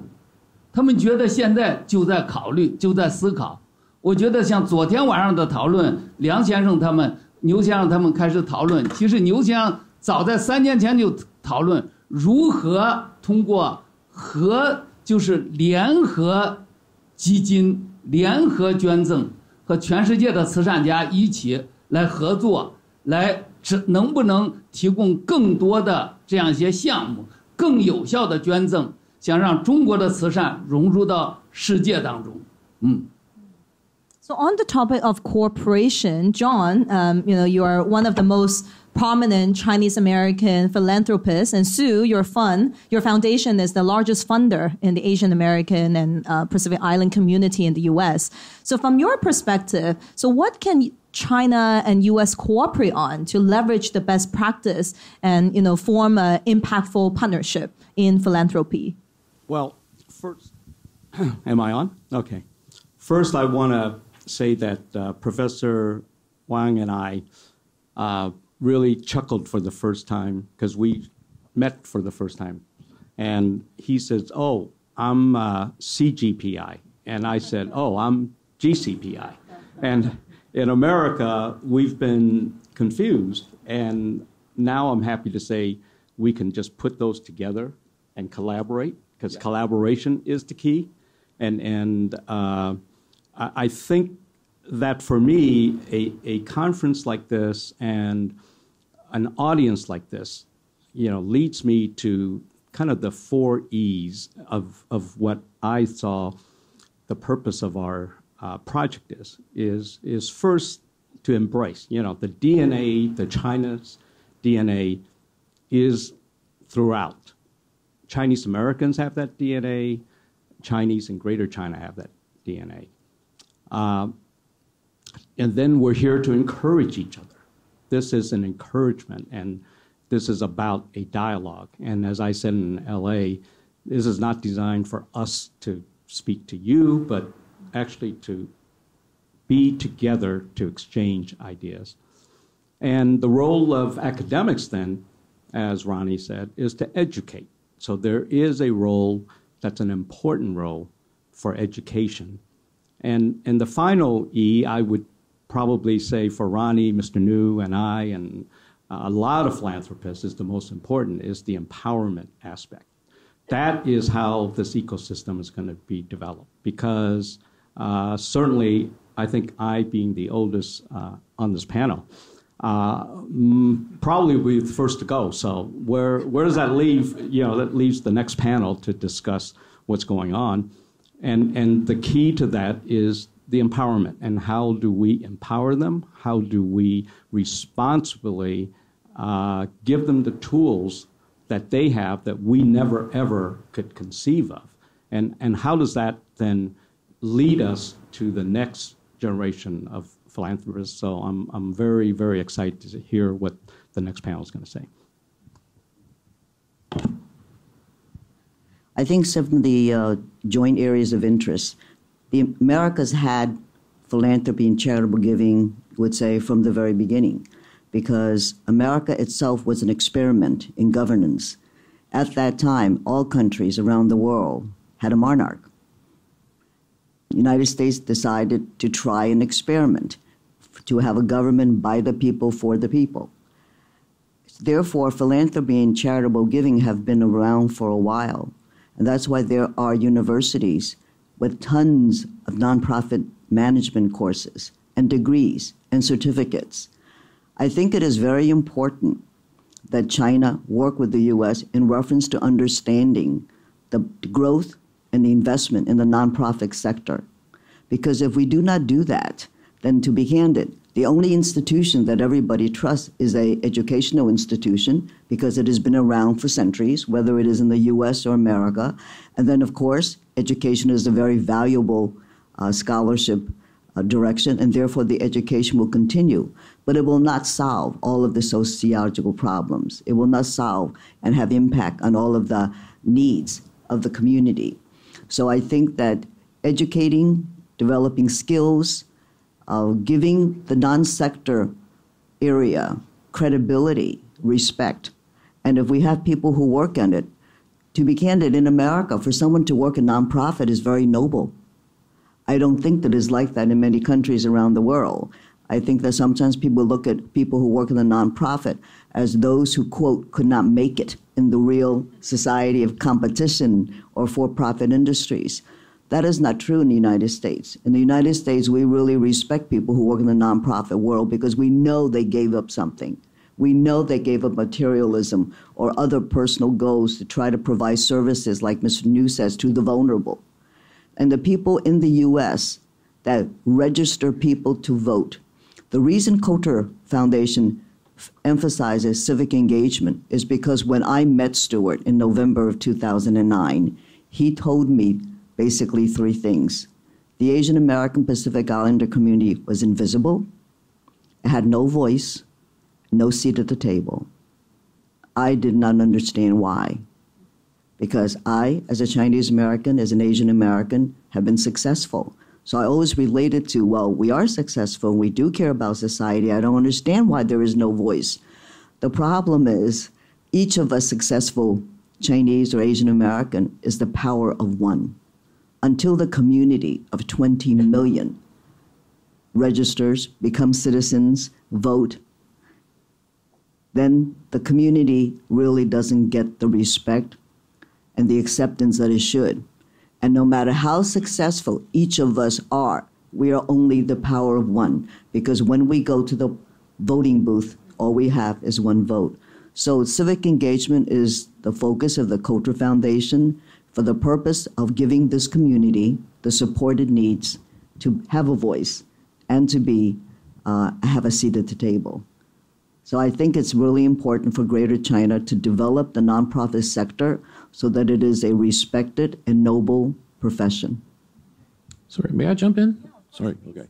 I agree fully with what Sue just shared about the learning and the exchange of ideas and so on. One thing, going back to the characteristic of the Chinese philanthropists, One thing I forgot to mention, and which is very important, I think, is that they are very willing to take risks. And they are not burdened, in some ways, by the tradition of, I guess, in the Western world, how you set up a foundation, the process you have to go through. And I'm not saying any of that is bad. I don't want to minimize it at all. However, for instance, Ronnie mentioned the philanthropists who shared here from Fujian. I happen to be present as well. What he shared, his motivation for giving, how he was giving, I had never heard. And I don't think there's anything to say his way is in any way inferior to endowment model or whatever else that is popular in the West. So I think there is you're seeing really a 100 flower blossom kind of scenario. On top of which, China is now growing into a very technology-heavy, intense era. And we have seen, I think, already how technology has disrupted how business is done. In the same way, I think, the Ant financial model, for instance, you can use that not just for wealth management, you can use that for philanthropy, crowdfunding. I know in China that is a very legitimate, well, most of the time legitimate and powerful way of sourcing funding and involving the masses. So it's not just about those who have millions and billions of dollars who can give. Personally, I'm for more giving, more people involved. Doesn't matter who or how, what even motivation. If they want to get their face on the wall, so be it. But there's more people involved taking philanthropy not as an afterthought, but as a lifestyle, as part of their core values. They don't even think about it. They actually just do it. And China does leapfrog, not only in the business sector, but also in the charity, philanthropy sector as well. Taking, Tengxun's 99 公益日, the September the 9th charity day that Tengxun came out, that Tencent came out, and it just generated this massive interest from the public to participate, in charity, because it becomes something that's fashionable, to share with your friends, to post on your, sort of like Facebook in China, what you care about and what you have given. So it can be, developing by leaps and bounds. And I think Hong Kong, if I may, because I'm from here, I'm born and bred, Hong Kong has a very unique role to play, I think, because we are very much exposed to the Western world. We have a long history of being educated or learning from the West. At the same time, we are part of China. We are part of what is happening. So in some ways, we can be a perfect place where, for instance, the governance standards can be introduced more into philanthropists in China or the foundations there. So we can blend the best of both worlds and come up with something that's better than either at the moment. But giving does have a long history in the U.S. So from your observation, like John and Sue, what is the American model of giving, and what can China learn from the U.S.? Well, I think I'd just like to follow up on George's comment in the sense that philanthropy naturally follows, and I think Ronnie alluded to this, wealth creation. And what we've had in China is nothing short of just remarkable. The rapid ascension. So if we just kind of take a step back, it's not just that China today has a greater GDP than the U.S., but it's how many years did it take from being a communistic government to a capitalistic society, and it's 25 years. So imagine that. 25 years to accelerate that kind of growth is nothing short of phenomenal. Mr. Niu is a young man, and he became the richest person in China. I mean, it's unbelievable. And so it's natural, I think, in this evolution that we don't lose perspective that philanthropy as a natural follow-on is going to follow the tail of the wealth. And so that's why I think, for me, I'm particularly focused on education, providing tools, empowering the second generation, because that wealth that's been created is largely going to be the responsibility of the next generation. And the tools that you alluded to about 10 cent and all of those, it's going to also be a democratization of philanthropy. So I'm hopeful that one day it won't matter. Nobody will ask each of us how rich we are or how much money we have. It doesn't really matter, like you said. It's what is the impact we each have. Sue talked about the power of one. What is the impact each one of us, each one of you can have in this society, in the philanthropic world? That's the exciting challenge to me.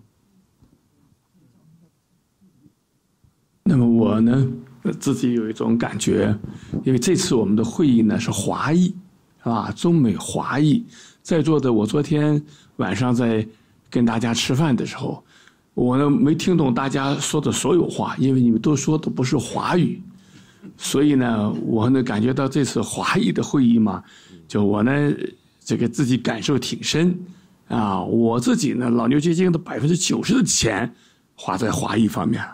花在中国了，虽然我也做国际上的一些活动，啊，你比如前一段时间我在加拿大做这个教洋人说中文，啊，我就感觉到我们华人是世界上最多人数的人，但是走到哪儿全说英语，啊，我跟我旁边我们这位先生不一样，他出生在香港，我出生在大陆，啊，我知道我富起来了，但是美国人是第一大经济体。我们中国是第二大经济体，但是我们人均的经济数差的美国差太远了。所以我是富起来了，但是我身边的人没有富起来的穷人很多，环境也相对来说较差。所以我看到西方越走的地方多，越觉得我们华裔的地方差得很多。所以我跟比尔盖茨也好，洛克菲勒也好，包括这个托尼布莱尔也好。包括跟我花所有的钱跟华裔有关系。你别跟比尔盖茨这个活动，如果不是在中国建立深圳公益学院，我是不出钱的，对不对？如果去这个美国做的他们所有的保尔森这个事，我们也基本上都是跟他们的100万级的湿地保护，也是保护中国的湿地。那么一下我们2个人一人出了100万美金，结果呢带来3.8亿的。其他人的出资，我们用的是小钱，我们跟这些大人物呀，大人物是有钱，主要他是有影响力，我们跟他加在一起出个小钱，让社会各界的一下进了中国保护湿地3.8亿，我包括跟托尼布莱尔也是一样的，去关心非洲那些事情，但是跟我们华裔关系不好的地方我还不去。所以呢，一定是跟华裔有关系的。所以我自己呢花的钱这几年虽然在中国花钱是靠钱的，但是一定是90%多的是花在这些最没钱的华人身上。所以希望大家呢说中文时候我开心，因为我不会说洋文我补充一点牛先生说的，这个牛先生其实说了一个很重要的，就是我们中国的慈善，我觉得一定要开放学习，一方面是一定要学习外国的经验，学习境外的。因为大家都知道，我是在12年前我是在大陆民政部担任司长，其实是整个大陆的慈善政策的改变，坦率的说与我很有关系，推动这些各种各样的国家的政策改变。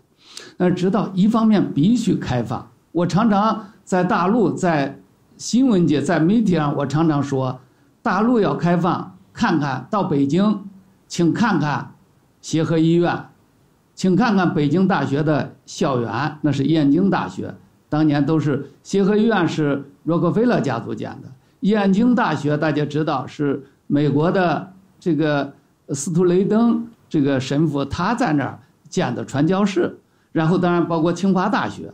与庚子赔款很有关系，也是与美国政府决定的。我说美国的慈善，当然包括英国，啊，有很多很多这个故事在中国。中国现代慈善是需要向外学习的，这是一方面。但是另外一种学习必须要注意创造创新。我常常说，牛先生刚才说这几个项目都是一方面合作，一方面创新。你比如说他想到是什么呢？其实他没有说，他想到的是怎么和我这样的人，其实他改变了我的命运，把我从政府挖出来，支持建中国工艺研究院，再支持建国际工艺学院，这样建2个这样的学院。教谁？教社会做慈善，教慈善家。你比如我们现在的学院里边就40个慈善家在学习这个各种各样的做慈善，和国外合作，当然和国内合作。那同时还有300来个基金会的领导人。我们今天刚刚结束的一个项目是印度的10个孩子到上海来如何做慈善，来大家在一块儿学。我们也刚刚这一星期刚刚结束的是欧洲的10个基金会的领导人和大陆的10个基金会的领导人，去年是在欧洲，今年是在大陆，来怎么学会合作。其实我觉得这个中国的慈善是很有自己的特色，一方面是一定开放，但另一方面是善于创造。我觉得刚才牛先生谈这个，就他其实不仅善于创造，我觉得我这儿就是他的一个产品之一，就是一个产品，它就是一个创造，让政府如何更好的服务社会，在机关里还不行，我把你挖出来，然后你给我们当院长，然后给民间社会、跟民间、跟慈善来干活，所以这个很有创新，很有创造。And it's true that Chinese philanthropists, they have to be very entrepreneurial, very creative, and persistent, even in doing philanthropy in China. I remember I was interviewing Cao Wang, who's called the Glass King from China, and he has donated over 11 billion RMB over the years. But he said to me that it took him more than 5 years of persistent work to just wanting to donate his shares to set up the foundation and dealing with the government. So I guess last year it was a breakthrough that 2016, the new charity law, passed in China, which offer, better incentives. 所以中国这个新的这个慈善法呀，对这个中国的整个这个慈善行业会带来一个什么样的改变？是不是一个慈善业可以向上发展的一个契机呢？王院长和牛总可以从这个研究慈善业的和这个捐赠者的角度都来说一说。牛总我先说，这个其实慈善法大家知道，在起草过程中，我们学院提供了大概是10几次以上的推动国外的专家与中国的慈善法的起草，就全国人大的起草组之间这样公开和不太公开的这样一个对话。那就是这个慈善法其实是借鉴了全世界，包括香港，包括美国、欧洲、英国，当然日本，甚至澳大利亚，这样很多很多，包括印度各个国家的这个慈善经验，这是现在这个制定的这一部法律。这部法律有很多创新，就是包括慈善信托，包括各种各样的这种慈善的服务，很多很多的是很多开放性的政策。大陆企业家评价这部法，说如果我们坚持这一部慈善法的开放，就很好的得到贯彻落实，能改变中国很多很多。因为我们最近在讨论一个话题，在大陆就说如何依法行善。大家知道中国人咱们的文化中有一个非常重要的，就觉得行善其实是不需要依法的。一部《水浒传》这很清楚的体现，说中国呀，你要行善，就是像《水浒传》在大陆上一个电影里边有一首歌说的，说路见不平一声吼，该出手时就出手，就是你要完全凭自己的心就做。如何和国家的法律能这个规范把大家的整个所有的力量给规范起来。其实这是需要大陆这个整个慈善界也好，社会界也好，还是需要进一步的学习，进一步的规范。我觉得这是我们向国际上要学的。而一旦规范起来，一旦能和在国内形成一种体制性、制度性的行善，同时也向国际开放，因为它本身就是向国际上接受很多很多的这种国际的经验。我们预测，让大陆应该在未来不远，也说不定是几年、十几年，可能会再像经济发展一样，创造慈善的一个发展的奇迹。那么作为这个做慈善的，我们的感受呢，首先是这个有了旗帜了，过去有一些探索性的事情，摸着石头过河的事情，现在不用摸了，也不用探了，至少呢，我们可以跟着照着航线可以直接走了，这是第一个感受。那么第二个感受呢，就是慈善法呢也使很多我们过去呢，就是大家对慈善的概念不是太清晰更加规范了，同时呢，也好像又做了一次重新的再普及、再启蒙。那么有慈善法的诞生呢，可能启蒙过去有，但是呢不严谨这个过去呢好像是这个普及度也不够，我们再一次的普及，这让全社会大众认为是有法可依了。那么这样的话，我觉得这个阶段性的标志是有的。同时呢，作为这个社会大众呢，对主流人群和一些正在做企业的，就像郑耀院长他们现在做的这个学员里边呢，大家非常旗帜鲜明的，能够朝着这个方向呢，可以名正言顺的，是吧？大张旗鼓的可以这么个做这些事了，因为我们也已经有法了。当然，中国的这个慈善呢，也不是因为慈善法以后我们才有的慈善。我知道穷则独善其身，达则兼济天下。上古时期我们就有慈善。中国人做慈善，我在哈佛，我们跟于颖在哈佛跟学生交流的时候就说了，说我就想500年前美国是怎么做慈善的。后来我说实在不行，就1000年前你们的慈善从哪里来的？后来他们学生告诉我说，那个时候还没有美国了。我说是，那个时候中国就开始做慈善了，不是今天开始的。我说这个实实在在讲，慈善是有，但是呢，我们从现在慈善法以后呢，我们社会可能会有标志性的，就中国呢有了慈善法了，这可能是个标志性的这个一个阶段性，就使我们中国呢下一步在慈善方面的企业家会变为慈善家。我觉得这个变为的过程中呢，可能会是一个很长期的过程，而且自然而然的过程。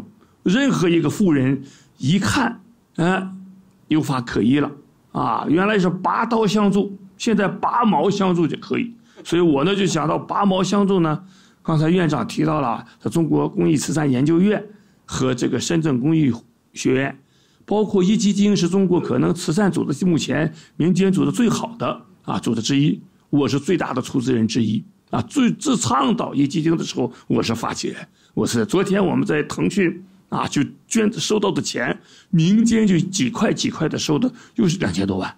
所以这个确实这个推动这个行业这个事情我们在座的各位应该我们对慈善行业，对华裔的慈善行业的推动无论是中国的慈善法的开启，还是美国呢早先对，因为中美嘛，你们肯定比我们现代人早了几步，因为早富起来的早往出拔毛是对的一段时间近100来年这40年30年不说，近100多年200多年300年前，我们华裔穷得够呛了，穷得够呛，捐的时候我看只能捐土要不最多捐点水，肯定捐不了钱，因为钱少嘛。所以我就这么感受对慈善法。我是不是可以补充最后一点是吧？现在其实中国呢，我认为不缺有心人，也不缺钱，现在连法也有了。现在缺了什么？缺的是比较专业的人士，去协助有心的人如何有效的把他们的钱捐出去。所以这个呢，我认为现在中国在这个区域里面呢，有很大的发展的空间。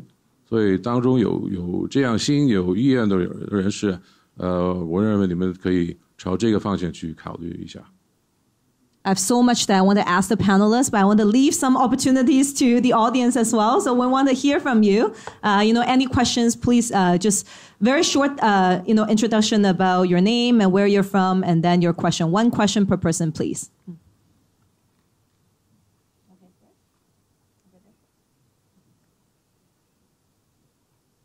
Hi, my name is Paul Ulrich. Much of my earlier career was in international development. In the early 90s, I worked with the Fupin Ban in some poor provinces in China. I have a question. These days, every advanced developed country has its own Foreign Aid Bureau, USAID, the British, the Australians, the Germans, Japan, to assist developing countries. And they also have their own international NGOs where wealthy persons can contribute money funneled through to specific projects in these very poor countries in Africa or elsewhere. And now that in the last 10 or 15 years, China has made a big push, not only to Africa, but with the Silk Road, more recently to poorer parts of Asia, are there, first of all, any international NGOs either existing in China or in the pipeline, or is there a foreign aid branch of the Chinese government through which future wealthy philanthropists in China can perhaps funnel some of their money not just to higher educational institutions, but to projects that could potentially have, big social impact in poor areas? Thank you. Anyone? Feel free to. 可能我来回答这个比较合适一些。中国现在其实就我这个学院而言，就有这样的。就是培训这样的组织，这些组织呢，大家知道，其实我们的奠基人之一牛根生先生他捐的托尼布莱尔的一个项目，就是培训非洲国家的领导人，来如何这个提高领导力，这是他捐的项目，其实是非洲的。那另外呢，你们可以看到，政府和社会都在鼓励国外的救灾，就社会组织，他们捐的，我想墨西哥过一阵大家就会看到中国会有慈善组织去捐赠，因为前边大家看尼泊尔，中国慈善组织像中国救灾一样去捐赠。现在那当然还有非洲，现在像我们的这个慈善组织，包括中国扶贫基金会，包括很多这些民间的组织都在那里开始捐赠。我坦率的说，我们有挑战。有挑战是什么呢？这个在国际化方面，我非常同意陈先生刚才说的，专业化水平。就是到非洲了，到哪儿了去了之后，第一关就是语言。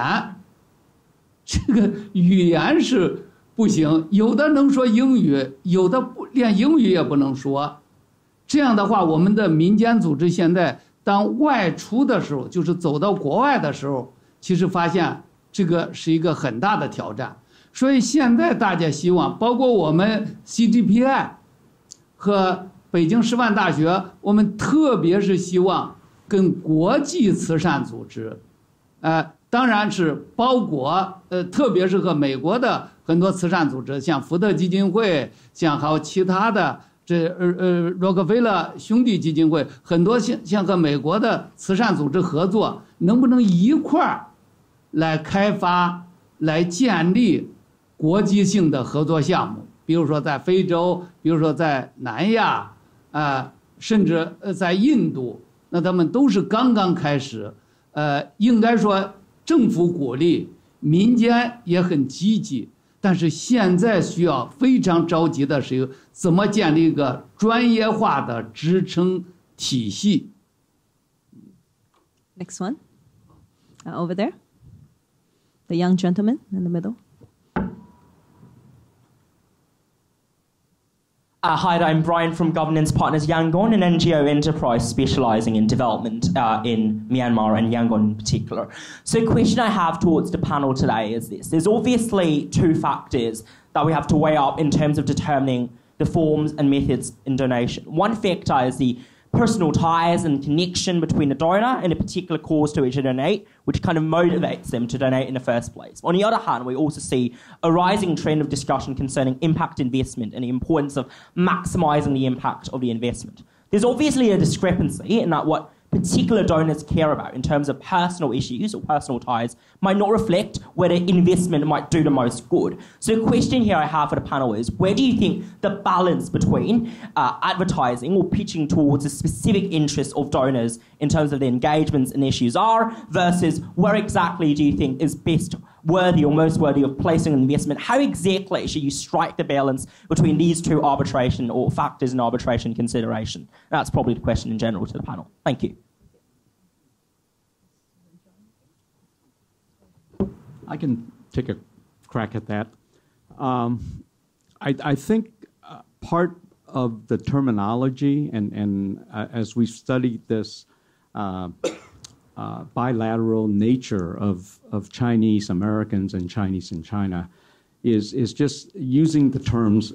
Terms connote something, and I think if we just take a little more broad view of impact and measurement of impact, one person's measurement of impact might be to educate one child and get that child to a certain level or to a certain place or to a certain standard. That's impact. Another way of impact, like for me, I always think abstractly, so I don't have any like concrete. It's not for me this project or that project, but it is about, are we advancing society? So is an event like today advancing the field of philanthropy? And so that's another more abstract way, and there's no way you can quantitatively measure that. So, but nevertheless, we each in our own way, I think all of us on this panel, have our own metric of impact. And that's where we're a little bit different than business. In business, you have a much more common denominator. You have dollars and cents. That's why I always say business is kind of boring, because you look at numbers, you look at, and then people go, wow, yeah, you add it up and you either made money or you lost money. Well, that's not the way society works. Society works in ebbs and tides, and I think what I see is this enormous opportunity to just change the lives of so many people through this wave of philanthropy that's going to come. It's a tsunami. I mean, we're going to be faced with the challenge either of wasting tremendous wealth or taking that wealth and moving it in a positive direction. And that's why collaboration is so much a key. And that's another difference between business and philanthropy. In business, the other person is your competitor. If you put that notion in philanthropy, which a lot of philanthropists in America unfortunately do, you're not even going in the same direction. On the one hand, you're trying to improve society. On the other hand, you're competing with each other. So why shouldn't we collaborate if the end objective is to move society ahead? So.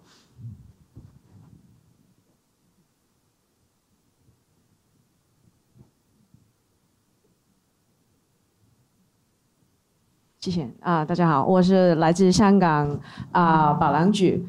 其实在香港是一家挺大的一个机构，已经8多年历史了。就是从事那个慈善，然后就是保良局应该就是有超过1个世纪的经验。但是在今天我们说那个慈善就内地，其实我们应该就是学习多一点。就是昨天我们董事会就在北京回来。去民政的时候，就是谈 WeChat 怎么可以推动那个慈善工作，但是在香港其实科技那个方向挺不成熟，然后就是我们想多参与香港和内地的一些program， 其实也不通然后就是我不知道教授还有就是有种可以给我们多一点意见，就是我们可以怎么参与和企业多合作，还是政府那边的工作呢？谢谢。太好了，我们下来就讨论合作方式，因为过去我在民政部。我在民政部的时候就希望香港能不能引领大陆的慈善专业化的发展。我来就是一直想找，这一次来我很重要的目的也是希望能找到专业化的。这样保良局过去和民政部合作就很多，是那时候我们在民政部，它已经有10-20年的合作经验了。现在在新的时期，确实大陆需要专业化，Dcpi 也好，北京师范大学也好，都可以提供这样的帮助。非常感谢，今天我们终于在会上联系上了。牛先生，你更有条件。那么香港这边呢，我朋友也多。2个朋友呢，一个朋友呢，香港这个老人院就是养老院的一个，还有学校说香港紧张，能不能资助？我说可以。第一个时间我就给他1000万，我说你就做这个事儿。第二时间呢，我说再搞一个，我说可以。同时呢，他说想搞一个儿童的，看到我们那个儿童博物馆好，想引回香港。我说不行，我说我要在深圳做，我希望香港所有人的孩子都去深圳去玩这样的活动，因为香港吸引大陆的事情已经不少了，我们深圳那边吸引香港的有没有呢？我这个事情一定，所以我在深圳呢，如果你要跟我在深圳一起建，我说1000万不够，咱们2000万，咱们可以这么做。但是呢，要在香港做的话呢，我觉得我就是不太愿意，因为呢，香港地方太小，同时呢也比较拥挤，那么同时呢，这个香港标志性的东西已经不少了。对吗？深圳那边的话呢，你们香港现在去深圳买房的人也不少，所以把孩子带过去，在那个地方玩，可能人数会更多一点。所以我们也正在合作，做很多香港、深圳一起做的活动，包括这个事情，王院长也在推动。现在深圳这个有很多人进来了，可能最近会很快就会启动了。对，明天上午就和深圳市政府的这个单位来讨论儿童博物馆的。已经民间的、政府的都就起来了，所以这样的话呢，就很快可能会有所进展。对，是的。Last question. We have such limited time. Maybe in the back.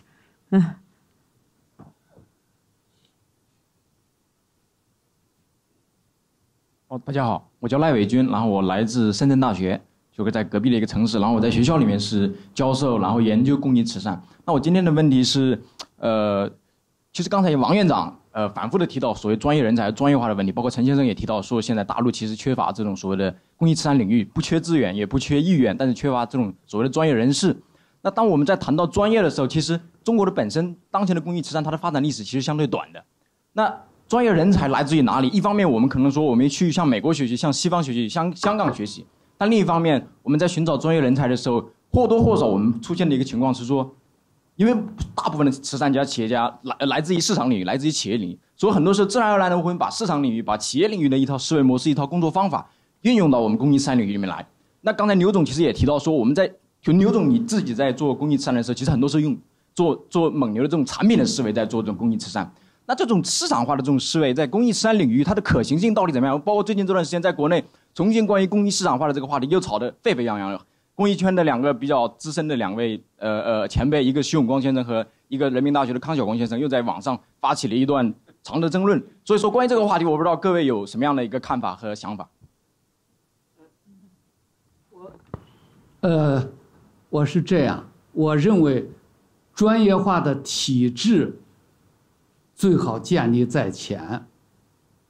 因为我过去管救灾，大陆的救灾，大家知道，大陆的救灾到现在，论装备、论机构、论人员，可能专业化的人才比全世界落后的还是很多很多。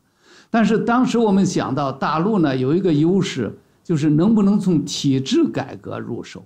所以建立了一个4级应急响应体系。后来汶川地震的时候，大家可以看到一省对一线，整个把那上千万人的那样一个灾就应对的还是比较好。现在也是一样。我为什么说牛先生把我当产品开发，但是他绝对不是当蒙牛，我不是那个牛奶，我没有当企业的产品，他完全是非常用智慧的方法开发慈善界的，就建立机制。我给你们举一个例子，这是现在他让我去建一个现在正在建学院，如何教育慈善家，但他不过问，院长你怎么着？其实他还做了一个儿童博物馆，你知道怎么建机制吗？一方面去推动政府合作来拿地来这个干什么，去来政府投入，另一方面专业化的人才，你知道第3个吗？他静悄悄的，连我都说服，建立一个研究机构，就是中国儿童博物馆研究中心。我开始都不知道他在干什么的，他这个产品是怎么，然后劝我说，王先生，这个院长你去到这儿来帮帮我，你给我代表团安排，这个做到美国访问你要派人。我觉得只是开始尽义务，后来慢慢我其实他是在安排让我学习着，他看你稍微懂得了，他说你能不能给我当儿童博物馆研究中心的主任？他说问题不大呀，你就有几个，你就帮我照料，因为他看我慢慢懂得了。最后等揭牌仪式的时候，他说我要在中国努力推动能建立100多个甚至更多就好了。我一下吓得坐下来了，但是他知道就引领着我们行业布局。其实我不知道他现在人员在场，我说的不知道是他真的假的，反正是这样，不是简单的以牛根生先生为代表的，不是简单的把企业的思维带到了慈善界。他们这慈善家，因为他的目标就是和比尔盖茨先生一样，就50岁以后，他慈善家静下来之后，我发现他们用企业家的智慧，但是更用慈善家那种睿智、宽容，来和全世界的慈善家合作，来非常带微笑的，支持政府、支持社会，做引领性的改变。我觉得这是我自己的体会，我不知道，因为人家投资者在这儿，是不是说的是他的真的假的？我想也回应一下刚才那个问题啊，那比如说我们家族那个慈善基金，过去差不多10年了，就支持那个香港理大跟北大做一个中心。那中心干什么？主要就是说叫 train the trainers，就去培训那些老师们。跟除了北大、理大以外，那个北京师范大学啊、武汉大学啊都有那个合作，就是说去培训那些社会工作那个行业的那个人才。那同样，我相信这个也可以用这个模式去培养，就是慈善这方面的一些专业人才。所以也是要回到那个教育那个部分，去一方面做研究，另外一方面也要去教导。那么我呢，觉得回答我们这个学生教授学校的教授，这个实际上人才是2部分，不是学校里出来的全是人才，实践中出来的人才也是非常重要的。我认为一半一半的。那么实践呢出真知那么过去呢，我们历史上就是说任何的包括世界上的战争你看这是够个厉害的吧？说谁打完仗才去打仗的？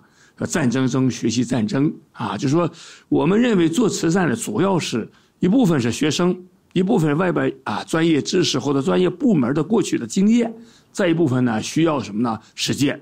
我们是已经做了12年了12年了，这个实践越来越多，实际上是实践经验者呢，再加上一定的学习，再加上一定的历练，再加上一定的引进吸收，所以这个各方面的这个人才呀聚集在一起，只有实践以后，可能进步速度会更快。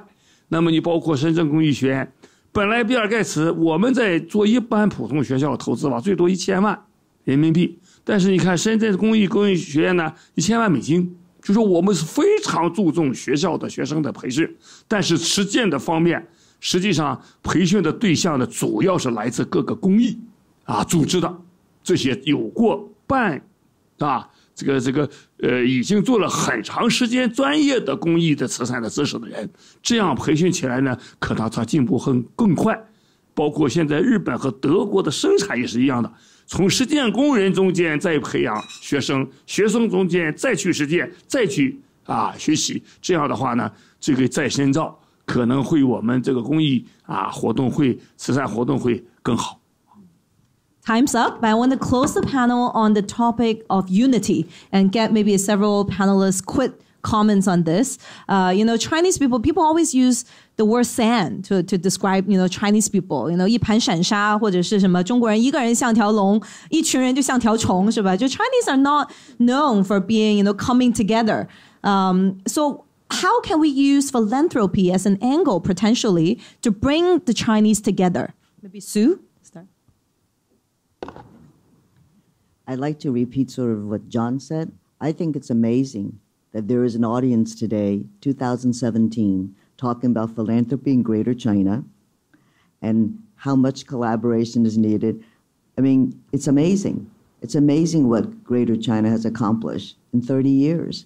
If you think about the government only opening up the gates of China in reference to trade and investment in the late 70s, I think being here is absolutely amazing. And I think that in many places, in many areas where the U.S. claims leadership, and we now say, gee, there's more billionaires in China than in the U.S., philanthropy is also a place for leadership. And I think for China to be where it is today, 30 years ago, it was an emerging third world country. And today, one could question whether it's number one or number two, depending on the season. You, China, can lead what philanthropy can do. Philanthropy can have impact. It must have social impact because not everything can be done by government and business. So philanthropy has a leading role, and for China, Greater China, and Hong Kong to take a lead in how philanthropy can benefit the society as a whole, in particular in your own country and in the world. I think the fact that Greater China is even having a conference like this, having a convening like this, talking about the leadership of other Chinese in emerging countries or third world countries, talking about the Chinese, Americans, and the Chinese in Greater China working together to collaborate on how philanthropy can make an impact on social ills and environmental justice. And all of these areas, I think it is what we are doing here, what you are doing here today is simply amazing. It's innovative, it's entrepreneurial, it's risk-taking, and I think it's fantastic that we are here talking about the possibilities of what philanthropy can do. But I think that you should also be very proud of yourself, of what Greater China and the amount of philanthropists and the amount of investment in China today in trying to cure some of the social challenges is just absolutely amazing. And I think that sometimes, I don't know why, but so many people or so many governments or societies are always expecting China in areas that we just haven't had the time to develop, whether it's environmental leadership or democratic institutions or philanthropy. Everyone automatically expects China to lead.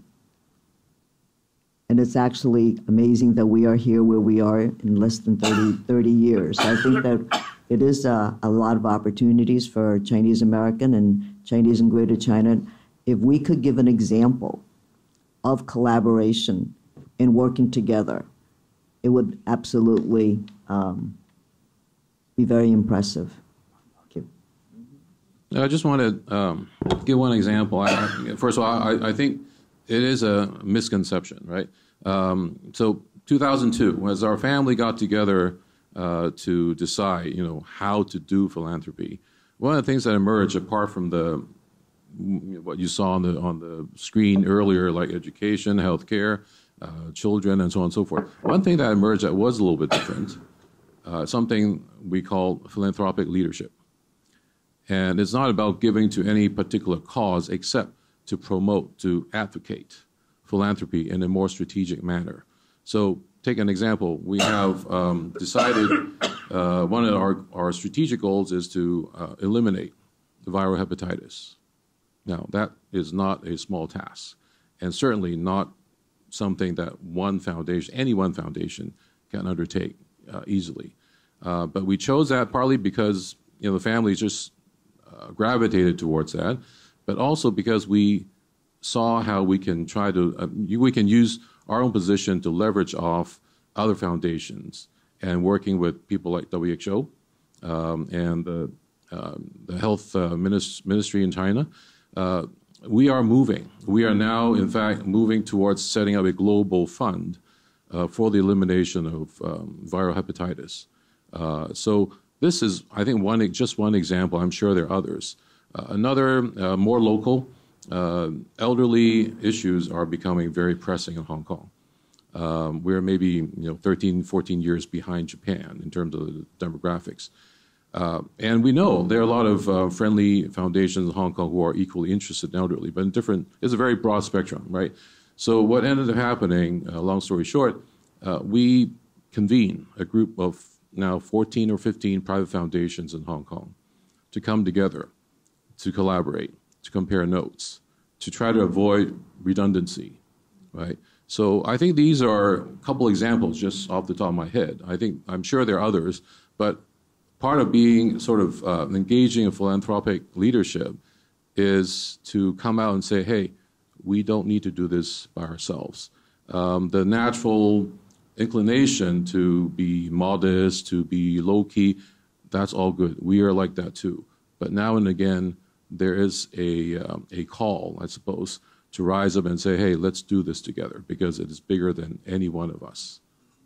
Thank you so much for an amazing panel. We have a small souvenir from Asia Society to all the guests, and then we'll have a short coffee break. Sorry for squeezing your time of your coffee break. And then we'll come back for an amazing, younger generation, next generation panel on their take on philanthropy. Thank you very much. All right. I think everybody has been waiting too long for the second panel discussion. So without further ado, I would just would like to invite our speakers, panelists, to come on the stage and get seated.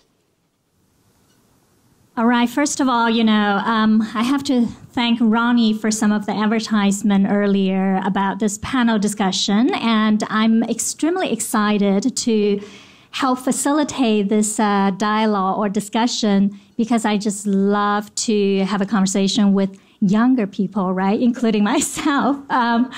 So first of all, let me just start by asking all of you, right? Each of you have been involved in this philanthropic space for different reasons. But one of the common themes, when I was talking to you all, it's because of the giving culture that has been cultivated within your family.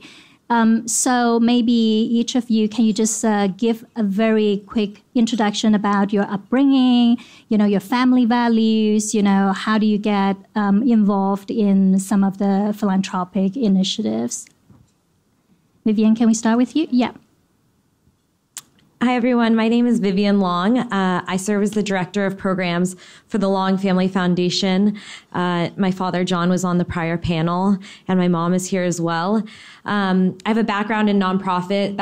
I was focusing on women's rights prior to working for the Long Family Foundation. And when Diana asked kind of what's your family philosophy on philanthropy and how did you get to this place, most of my thoughts have to do with food. So naturally, philanthropy is something that I actually associate with food as well. And more specifically our family dinners. So I'm sure many of you have had the opportunity to have a dinner with a Chinese family. And so, everyone gathers at a table like you're sitting at. You've got the big lazy Susan, and, the parents are making sure the kids are fed. The grandfather has the fish head, and, as a sign of respect. At the end of the meal, there's a fight over the check because everyone wants to give back to each other. And then, in our family, if we're out of town, if there's food left over, we don't leave it on the table. My mom packs it all up and will go out of her way to find someone to give it to if we're walking home. So I think that, from a really early age, those are the memories I have about giving back. And I think Henny said earlier that she feels like she had the best job today getting to interview Ronnie. I really feel like I have my dream job every day, getting to work with my family and find ways to support causes that will impact, hopefully, a lot of people. Great. Thanks, Vivian. We'll get back to you with some other questions later. Hi, everybody. I'm Adley Chan. Full disclosure for anybody who doesn't know, I am Ronnie Chan's younger son. But that, I think, is effectively also my answer to your first question, is I grew up, coming to a lot of Asia Society events and coming to these kinds of things, and just, I think it was one of those things where, as a child, I think, why am I here, right? I'm eating this fancy food. I don't know, that I'm supposed to start with the cutlery from the outside in and this and that. It's so fancy. What am I doing, as a 12-year-old, 13-year-old at these dinners? But just, I think, over the course of my life, having come to these events and just hearing people talk, hearing my father talk, seeing the kinds of things that are done, hearing people talk about things that I had no understanding of at the time, and I still have barely a cursory understanding of now. But I think that's really built up this feeling for me in terms of wanting to give back. So, Cynthia, you're the one from Taiwan. We have a really good mix of panelists today. Vivian obviously is the American Chinese philanthropist, next generation, of course. And Adley, grew up in Hong Kong and now living in the States. And Cynthia, you're from Taiwan. Your family has a long history of philanthropic giving. So over to you. Well, good morning, everyone. My name is Cynthia Wu, and I'll just give a very quick background. Shin Kong was founded in 1945 by my late grandfather, and he was one of the 3 local industrialists, along with Formosa Plastic and Evergreen Airways, to have built their businesses. And they were all sort of swashbuckling, passionate entrepreneurs, and who also had a very little education. They were famously all elementary school educated. And they built their businesses originally under Japanese occupation and then had to start over again when the Kuomintang came from mainland China. So, and they were all also very philanthropic and built a lot of institutions. And essentially, Shin Kong, now today we have 6 business areas in financial services, real estate, healthcare, and so forth. And we have 11 foundations within our group, including a hospital, a 1,000-bed hospital, and the Shin Kong Life Insurance Foundation, which I'm the executive director of. And we focus mainly on emergency relief and humanitarian aid. It started with the life insurance agents going out door to door, realizing there are some issues. So it was more of a charitable giving. And then now we also give issues around women, elderly, and handicapped. And as for me personally, I grew up in Taiwan and went to Wellesley and then was a banker at one point, built and sold an investment company. And now I've returned to work for the family company about 5 years ago. And I focus on actually in the life insurance business, looking at strategic partnerships for our financial group in ASEAN and also for group strategic partnership within Shin Kong. And I would say actually that for my personal giving journey, since philanthropy itself, I mean, it sounds like a big word, but essentially it's love for mankind. And I think I was very fortunate, like everybody present here today, to learn by example. And so, we did a lot of volunteer work in orphanages, released animals from captivity into the wild, things like that. And then, our family also traditionally gave very sort of marquee projects like the the Rodin exhibition from Paris, going to Taipei 20 years ago, the Vienna Philharmonic Orchestra with Zubin Mehta, things like that, very marquee names. But having said that, my philanthropy really was always charitable giving or charitable time volunteering, I would say. And it didn't really transform for me until 2003 when I took the philanthropy workshop, which I'll talk a little bit more about. And that really transformed me from charitable volunteerism to grant making. So I'll share about that later. That actually, it's related also to one of the previous questions, right? People were asking, well, there are a lot of talent shortage in this area. How can you make a philanthropy a little bit more professional, right? And I was really surprised when we were chatting and you said, well, I actually took the course to get a better understanding, how strategic a philanthropy could become. So we'll love to hear about that later on. Didi, so you actually came back to Hong Kong to run the foundation after you also had been very involved in your family's business and then, brought up in the States and also, lived there, worked there for some time. So just a little bit about yourself and the family background? So I would say I'm either third or fourth generation, depending how you look at it. My great-grandfather and my grandfather, started in the hotel industry here in Hong Kong in the 1950s and 60s. My father and our branch of the family went to North America to develop hotels, run hotels, and I always and we're just disclaimer, we're 台山人, which translation means like frugal, cheap, and hardworking, and that is the sort of like thread that has always my father and my mother never wanted us to stray very far from our grassroots sort of culture of being 台山人, and so. We all, being in the hotel industry, I cleaned toilets, my sister cleaned toilets, my dad cleaned toilets, we went through housekeeping, we waited tables, we cleaned tables. And so that was always a part of our upbringing. 3-ply tissue had 3 rounds of use, right? It's not just one-time use. And so growing up, we were always told that, the only one free thing we're sure to get in our life for free is undergraduate education. We can graduate at the undergraduate level with no loans, and that's our biggest gift. If you want to do graduate, go get a scholarship, pay your own way, but undergraduate level education is the one thing that will take you to the next level. And so I think for our philanthropy initiatives, most of it is really focused around education. And in the past, my great-grandfather and my grandfather, they gave out scholarships. And I'll talk, I guess, later about how that's evolved for us, how we give towards education. Great. So just riding on that, Vivian, you are actually the only full-time philanthropist here, okay? That's your full-time job. And then you said that's the best job, right, in the world. So can you just tell us a little bit about, based on what has been accomplished by the generation above, laying the solid foundation or framework for the philanthropic initiatives that you guys have been supporting. Is it a lot of pressure on you to take it to the next level, or what's your vision? How do you do things a little bit differently compared to, let's say, your parents, or do you still consult them, or how does that dynamic evolve? That's a great question. I have to be mindful because my bosses are in the audience, so I don't want to upset them.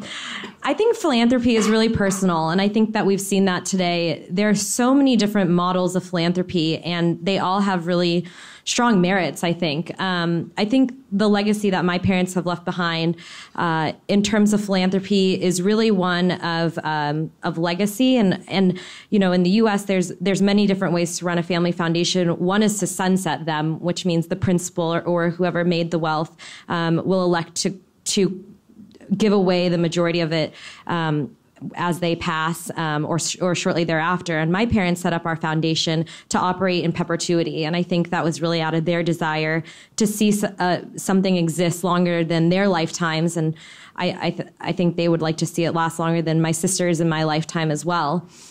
I think that the second really vital element is respect, and I think that extends to each other and our family. So, they've set up the foundation to be really flexible. So we don't have these really strongly defined areas of focus. We have 4 pillars, which are education, research, culture, and religion. But we have a lot of flexibility amongst them, and they really did that intentionally to allow future generations to explore needs that were pressing that may not exist currently or in the future. I think the second level is respect for our grantees and for the partners that we work with. Understanding really what can we contribute more than financially, but in terms of support, are there bridges that can be built? Is there mentorship opportunities? And then I think the last element of respect is for the environment that we're operating in. I think one of the most critical pieces of philanthropy is understanding the circumstances in which you're entering. So is this the right time to invest in this specific project? Are there going to be other stakeholders that can come alongside and support with you? Do you feel like, the environment that your parents have helped created, right? So to get you exposed at a very young age and also start to build the network and being able to sit on several boards, engage with different stakeholders, did that give you, some inspiration in terms of doing things differently, or maybe from now on you can take it to the next level as well? I think that there's been a lot of encouragement really at this conference and the one in LA for this next generation to take philanthropy and make it our own. And I've been kind of amazed at the level of, desire for them to see us move philanthropy in actually a different direction. So while legacy, I think, is really important, the legacy of importance is giving back, but the method is not necessarily one that's prescribed that has to be the same as how previous generations did it. And so I think it's a really encouraging opportunity for all of us to think about how we can be innovative and move forward in a different direction, with also in mind the foundation that the prior generation has left for us. Didi, I'm going to go to you. I know, with the 3 generations heavily involved in philanthropy, I know you have some very simple, models, right? To categorize the evolvement of these 3 generations. Can you just share that with us? Yeah, I actually heard this analogy at Opportunity International's gala dinner last week, which I thought encapsulated it perfectly. My great-grandfather and my grandfather, during, the heart was there, right? But they were also busy taking the risk, building the business. And so their philanthropy was really giving a man a fish. Whereas, by the time it was my father, he was very involved in multiplying and developing the business further. But with Western education, he thought, no, we shouldn't just give a man a fish. We should teach them to fish, right? I mean, everyone's heard that. I think by the time it's our generation, with my panelists here today, we have a lot more, we have a sort of, I guess, a more fortunate starting ground where, we have our education, where, the volatility and the risk-taking of the business, most of it has been taken. We have more time to spend thoughtfully sort of engaging in philanthropy, which, at least in my family, it's given as a luxury. You get to participate in philanthropy, because, it's like a perk, right? And so most of my time is actually spent, working on the family portfolio, generating income. But as a perk, I get to do philanthropy. And so for our generation, it's not give a man a fish. It's not teach a man a fish. It's, teach the man to sell the fish, make fish and chips with garlic, citrus, aioli on the side, move up the value chain, right? And it's really, I think, that's the luxury that we have as next generation. And I see it as a gift, really. And both you and Cynthia, actually, you guys are managing your family's business, right? As well as managing the family's philanthropic arm as well. So how do you get that balance? And more importantly, I think, how do you create synergy between business and philanthropy? I think that that probably it's quite unique, for this generation per se. Corporate social responsibility, it's widely, talked about, and some of even the MNCs have a corporate foundation. I work for one of those corporate foundations. So how do you bring some of those, let's say professional business expertise to apply to the work that you do on the philanthropic side? So for us, training future hotel industry workers and employees is very close to our heart, not only because of our industry, but because it's one of the fastest growing employment sectors in Southeast Asia, where we do a lot of philanthropic work, like in Cambodia, Thailand, Vietnam. And so for us, it fits perfectly into our mission of breaking the poverty cycle. In Cambodia right now, as they move from primary agricultural industry into service industry, if you can give a student, right, who's like 17 or 18, a scholarship to attend, a vocational hotel training, they can make 4x what they would, right off the bat, what they would make on the farm, right? For us, that's really impactful. And as technology advances, right, some of the things we're doing now, we're building closer ties, for example, with the PolyU School of Hotel and Tourism Management. We recently, gave a gift to set up an endowed chair professorship and to name the, hotel building after my grandfather. But, for me, the really interesting part is engaging academia and the professors and the knowledge transfer into the places where we really care about making an impact. So instead of just giving a scholarship, right, now there's online platforms like MOOCs where you can actually, just with internet connection, get a lot of that low-hanging fruit, the primary principles of hospitality and service industry basics. The SHTM, the School of Hotel and Tourism Management at PolyU, just started a micro masters, right, of international tourism. And it's 4 courses of MOOCs, and you can take it for free, right? If you can also pay to get it for credit. But, it's amazing now that, with the scalability of internet, we can reach so many more students than we used to be able to reach with just giving one scholarship. So technology actually played a really big role in helping scale and advance some of those initiatives. So I want to see more of that sort of scalability, especially because a lot of the emerging economies have just leapfrogged straight into mobile, right? So it's really impactful, I think. Cynthia? In terms of the synergies, 2 sort of buckets I can think of very quickly. One is actually when I'm visiting in Southeast Asia, for example, we've got a project in Myanmar in family medicine, and we were originally looking for investments in the financial services sector, but that's still in very early nascent stages. But ultimately, we did invest in this family medicine project. We brought in Boston University, the Myanmar Association of Family Medicine, and eventually we snowballed and we rolled into more funding from Australia, from Hong Kong, from the UK Association of Family Medicine as well. But it originally started, I thought, what's the point of having all this money if you can't provide for people that you care about or things that you care about, right? So it's just about a dream that what you can provide. And so, and universal health, whenever I went there, they said, could you build us a hospital, but if only less than half the population have electrification, building a hospital really isn't the solution. So what I'm saying is that, sometimes it comes hand in hand. It helps us build relations with the local government, with the local doctors, with the local industry, and sort of laid the foundation. Maybe this will be a 15-year investment for us, but it's something that we're willing to do because with strategic philanthropy, philanthropic capital is social capital. You're making a social investment in that community. So that's one sort of pocket. The other one that's rather unexpected is on aging. So we actually brought in a program to Taiwan from the United States with the National Center of Creative Aging 13 years ago.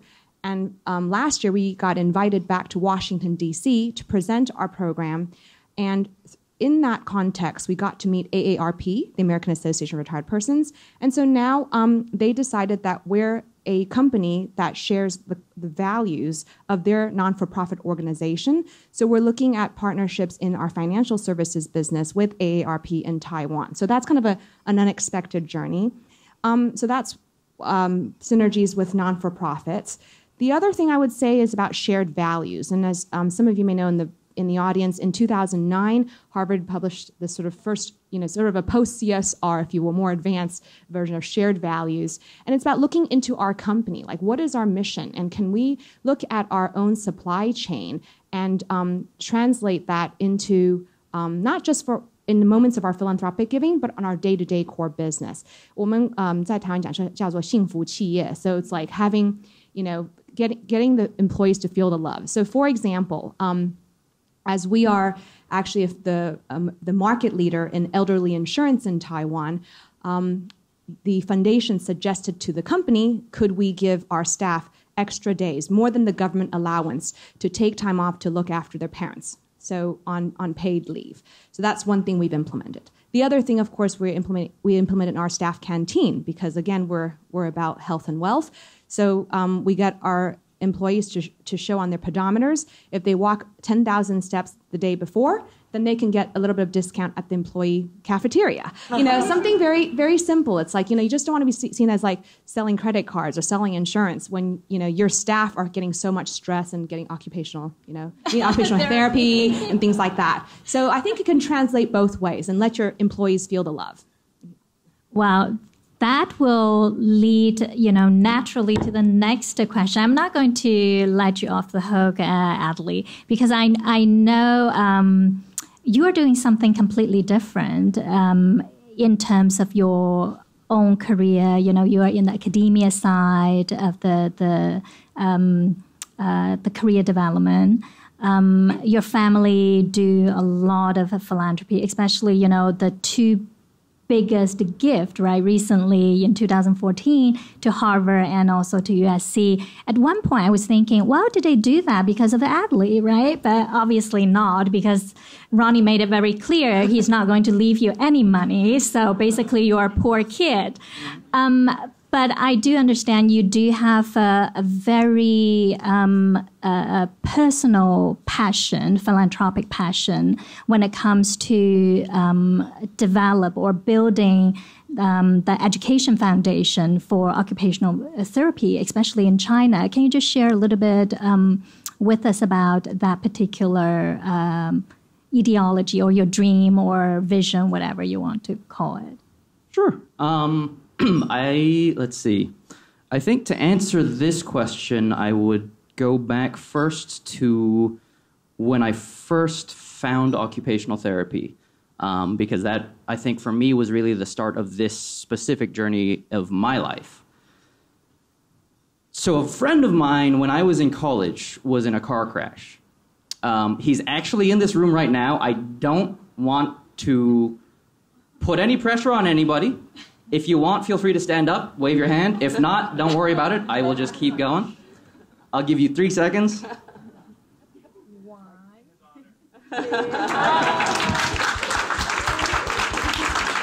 Thank you, Nam. So we went to high school together. We were in 2 bands together. And my sophomore year in college, I got a random email from somebody I didn't know who had found my blog and said, I don't know how you know this person, but here's what happened. Long story short, he was in a really, really terrible car crash. He was in a coma for 3.5 weeks, I think. 17 days, 2.5 weeks. And that was really when I first heard about occupational therapy. I paid a visit to him, actually, in the hospital, and unbeknownst to me, he had woken up from his coma the day before. So I'm a 19-year-old college sophomore. What am I supposed to say to my friend who's just woken up? So I asked him, well, now that you're awake, what are they doing with you? He said, occupational therapy, physical therapy, speech therapy. So I said, okay, those second and third ones I've heard of before. What the heck is occupational therapy? To which he said, I don't know. They tell me to do things, and I do them. Right? So I said, okay, that's perfectly valid answer. Didn't really touch on it again. But then when I came back to USC after that weekend, unfortunately I forget her name, but a student ambassador from the occupational therapy program came and spoke in my morning class and said, hi, I'm an occupational therapy student here at USC. Let me tell you a bit about what we do. And then she closed her little speech, as I found out was protocol for them, by saying, oh, and by the way, as a USC has the top program in the nation for occupational therapy, and as a fresh graduate in the state of California, you could get a job that pays $70,000 or more. So that sounded really, really good. And I thought, well, I just heard about this thing a couple of days ago. I don't know what I want to study. Maybe I should take a look. So that was my journey into occupational therapy. After I got admitted into the program at USC, fortunately for me, I then started thinking about, well, what do I really want to do with this career? And I think it started, probably right before I started the master's program at USC. I had spent some time in Hong Kong. I had met some of the faculty at Hong Kong PolyU who teach in the occupational therapy program there. I had met some occupational therapy students at PolyU.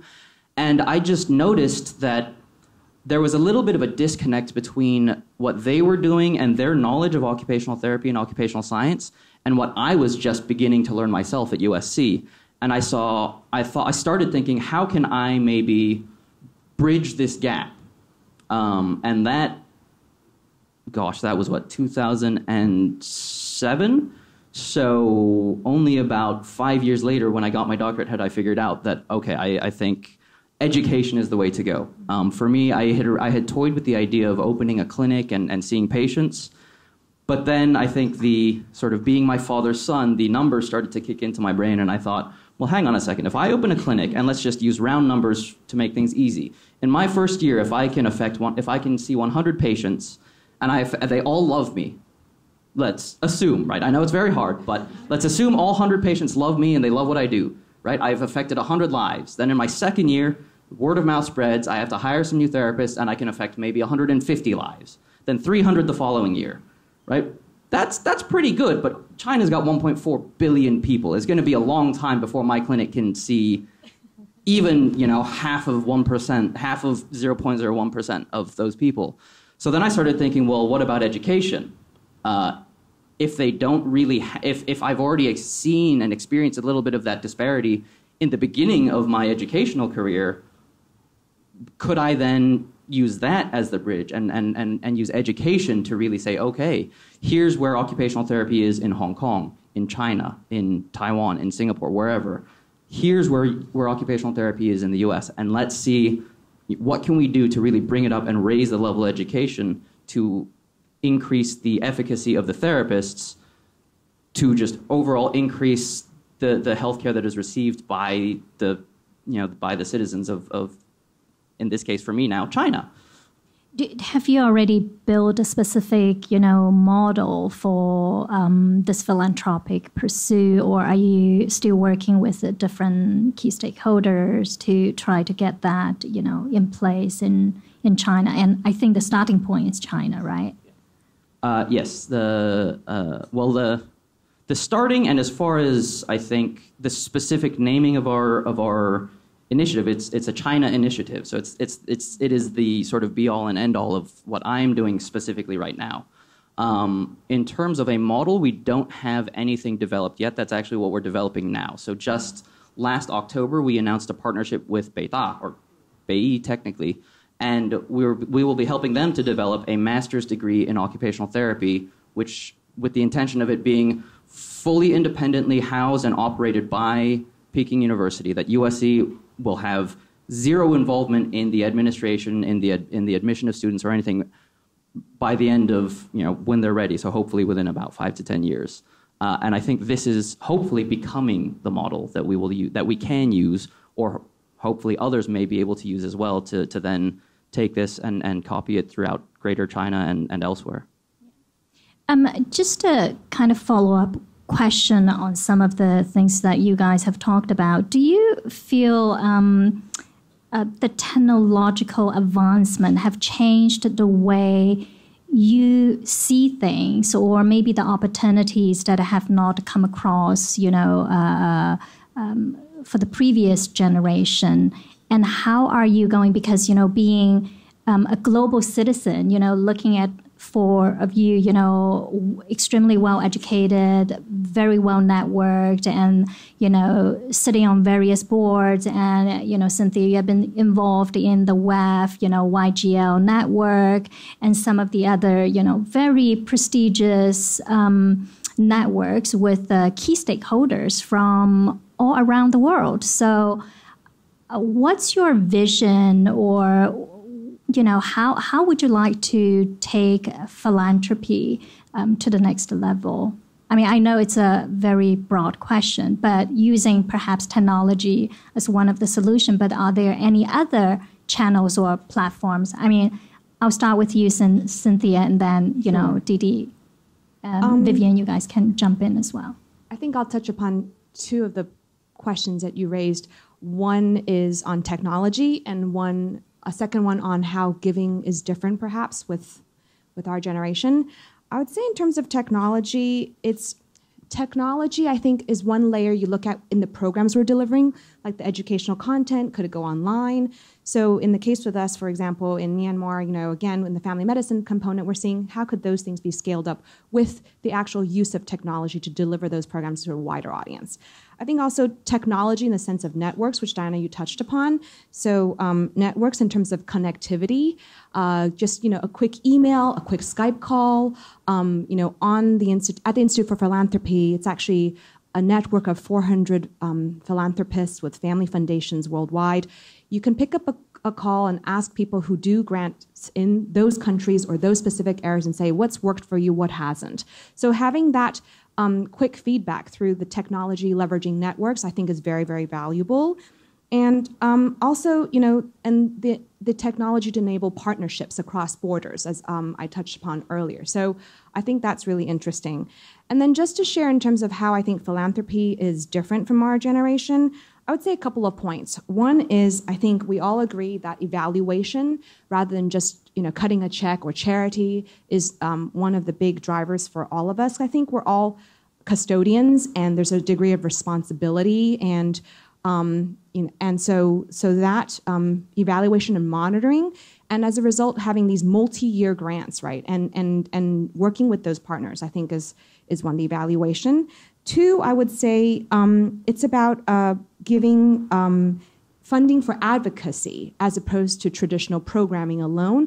So funding overhead costs, funding capacity building for the leadership within those foundations or nonprofit organizations, paying for their marketing or advertising, allowing the head of the founding of nonprofit to get an MBA maybe, things like that. So capacity building and local empowerment, I think that's the second, more slightly, that may differ. Yeah, because we have seen, some of the traditional givers, right? It's like, 20% of the cost, it's going to cover the organization's salary or operational cost. No, that's not philanthropy, right? But the thinking, nowadays, perhaps it's a very different capacity building, all these kind of, you want to see how program gets enabling the people who are delivering those programs to do better, right? To sort of lift them up. So yeah, I absolutely agree, Diana. So that's the second one. The third, I would say, is funding concepts. So allowing transferring of innovation across borders. And I think part of that's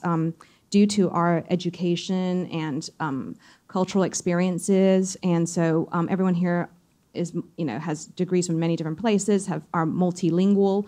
So I think that being able to fund ideas as opposed to sort of bricks and mortar, I think that's also probably sets us apart from the previous gen. And I think a lot of it's also, I agree with Vivian on having no ego because we didn't make that money in the foundation. So taking a step back and having none of that ego, but you do need to personalize it.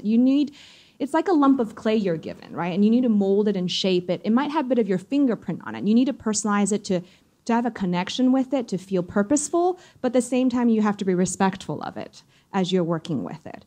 And then fourth is collaboration and co-creation. I think a lot of the times, traditionally, the check cutting was more passive. One's given a request from their local village, or in case our sales agents, et cetera, and you just cut the check. So, we're now soliciting proposals, we're rewriting them, we're talking to the partners who might be receiving the funding on how our outcomes might look like and how long they might need to deliver that. And two final things I think to share also is a portfolio-based approach on issues. So, for example, we've always worked in women's issues. But having said that, to further the women agenda, for example, we have a program we're funding called I Am the Code for furthering girls in STEM education. We funded the China kickoff just a couple weeks ago.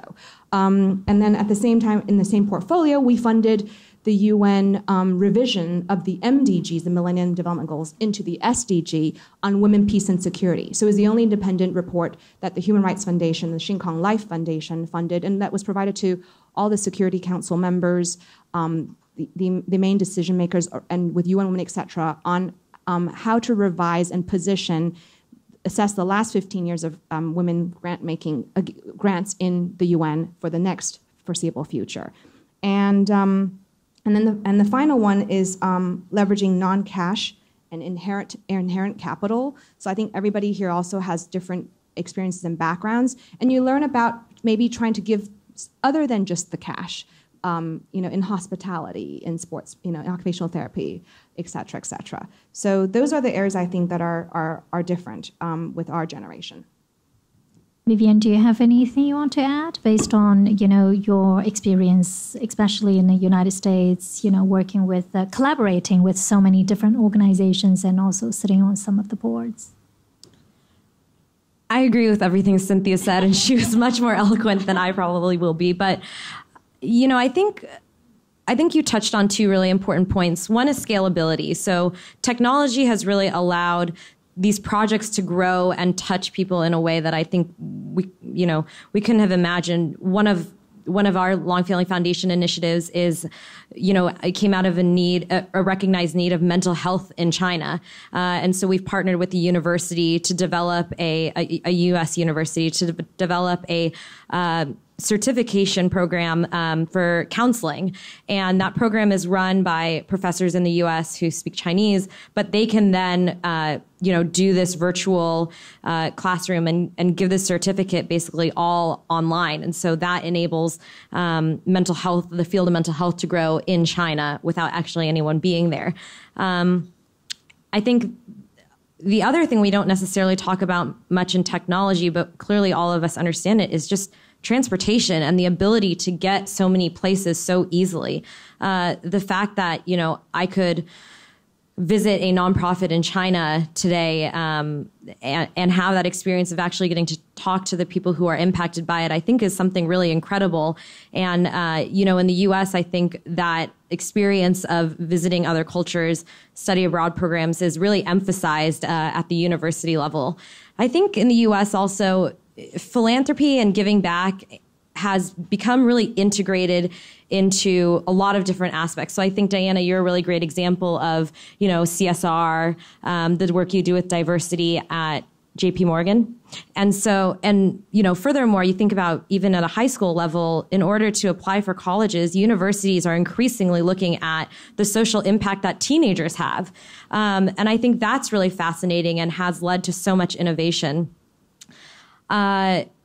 And that's exactly what is different compared to, what the report shows, because social impact actually didn't even make it to the list, right? But for, your generation, actually, this is something you value quite a lot when you think about whether this is something I would like to support or not. Didi, any just I think social media and communication, I can just WhatsApp Vivian now, we can collaborate now, right? It's really in the last 5-10 years. I'm really interested in how blockchain technology can help us with funding and transfers and accountability. I mean, now, Jamie Dimon and Ray Dalio came out and said it's all a fraud, but I think that underneath the blockchain technology is really powerful. So I don't know if Bitcoin will be around, but we'll talk about that later. But, I'll really ask Jamie next time when I see him. Yeah. So, but the blockchain technology, even Jamie Dimon says, is super powerful for accountability. And that's some of the challenges we face is, funds transfer, money transfer, accountability in some of the emerging markets. I would really love to learn more. I'm going to conferences and stuff, learning more, but it's still a little bit confusing. So if any of you, are experts, please let me know. I think another thing with with our foundation is that we still want to stay really close to the grassroots sort of projects, but using technology in an interesting way. Like at HKUST, there's a professor named Ying Chao who's leading a program called SITE, which uses design thinking with undergraduate students to come up with low-cost, innovative technology to help global health issues. So, for example, we really like the idea of mobile clinics. We have a mobile clinic in Lantau Island to give traditional Chinese medicine checks and acupuncture. We also want to develop more mobile clinics in Cambodia. There's already some existing mobile clinics in Cambodia that SITE works with to try and track patient records, because a lot of the beneficiaries, they have no fingerprints because they're farmhands, right? There's no way, every time they come for a checkup, they don't have the same ID card, right? And so SITE has developed a way to scan their retinas so that the processing of, each of these patients is increased and more patients can be served. And I think that these things are super interesting that are happening only in the last 5 years or so. As we are running out of time, as usual, I do want to give the floor the opportunity to ask a couple of questions. But just one final question. It's a little bit random, but I think it's quite critical, right? A lot of people think, giving money away, actually, it's not hard. It's easy, right? I run into this dilemma every single day. It's like, wow, if you think my job is easy, try it, right? Giving away responsibly, to me, it's really hard. I don't know. I mean, Jack Ma once said, actually, giving money is harder than making money. So what's your view on that? Maybe Cynthia, since you're, in both of the business and philanthropy side, and Didi as well, and Vivian, I think you have a view. Just a quick 2-second. I think it's an investment for me. As I said earlier, philanthropic capital is a social capital. So it's an investment, but whether or not it comes back in monetary terms, are you enabling those nonprofits to generate more income? Are you helping them in that capacity? Or are they just able to deliver those programs and, helping with that, triple bottom line and reach out to those communities? But I would say it's the same, but it has to be fun. And, I think a lot of the fun comes from people who are passionate and building friendships and having that common goal. They say actually to talk to a group in San Francisco doing peace and reconciliation, nonviolence work. And they say actually it's much more important to have common goals than common values when you're working together. So that kind of gave me some second thoughts. You have to want to go the same direction. I think business is easier, because it was said earlier that there's one metric, right? You either make money or you don't. When we go into impact, there's a lot of it's a evolving dialogue, and so the KPIs are always different. There are similarities, right? Because we're a funding organization, we often work with on the ground existing organizations. So there's a lot of the same due diligence as you do for external money managers, but it's a different language, right? You don't immediately talk the same language, so I find it's harder. One thing I wanted to add before we conclude is that I think the call to arms for the next generation is, ripe right now, right? We have social media. We're naturally into philanthropy and social impact and giving. And so in 2014, I started a giving circle amongst family business leaders who are interested, next-gen family business leaders who are interested in either starting their family foundation or interested in philanthropy of some sort. And we travel together twice a year to offsites to go look at different philanthropy projects like microfinance or early childhood education, neonatal healthcare. And I think in this sort of safe environment where you have peers, you can really learn and make mistakes and really have a collaborative circle. And I think that's very important, in the future for the second, third gen to collaborate together. So Vivian says she's going to start the LA chapter. We have 2 chapters in Hong Kong now, so Vivian will head up the LA chapter. Great. So maybe, I'll just open it up to the floor for a couple of questions because we are running out of time. Anybody in the audience? Yes, the gentleman at the back. Thank you. My name is Sean Shea, and I work for a labor rights organization in Hong Kong called China Labor Bulletin. So we work on training and coaching and organizing workers in China on how to do collective bargaining. So my question is trying to address the title of this panel, which is going beyond charitable giving and trying to push the envelope a little bit.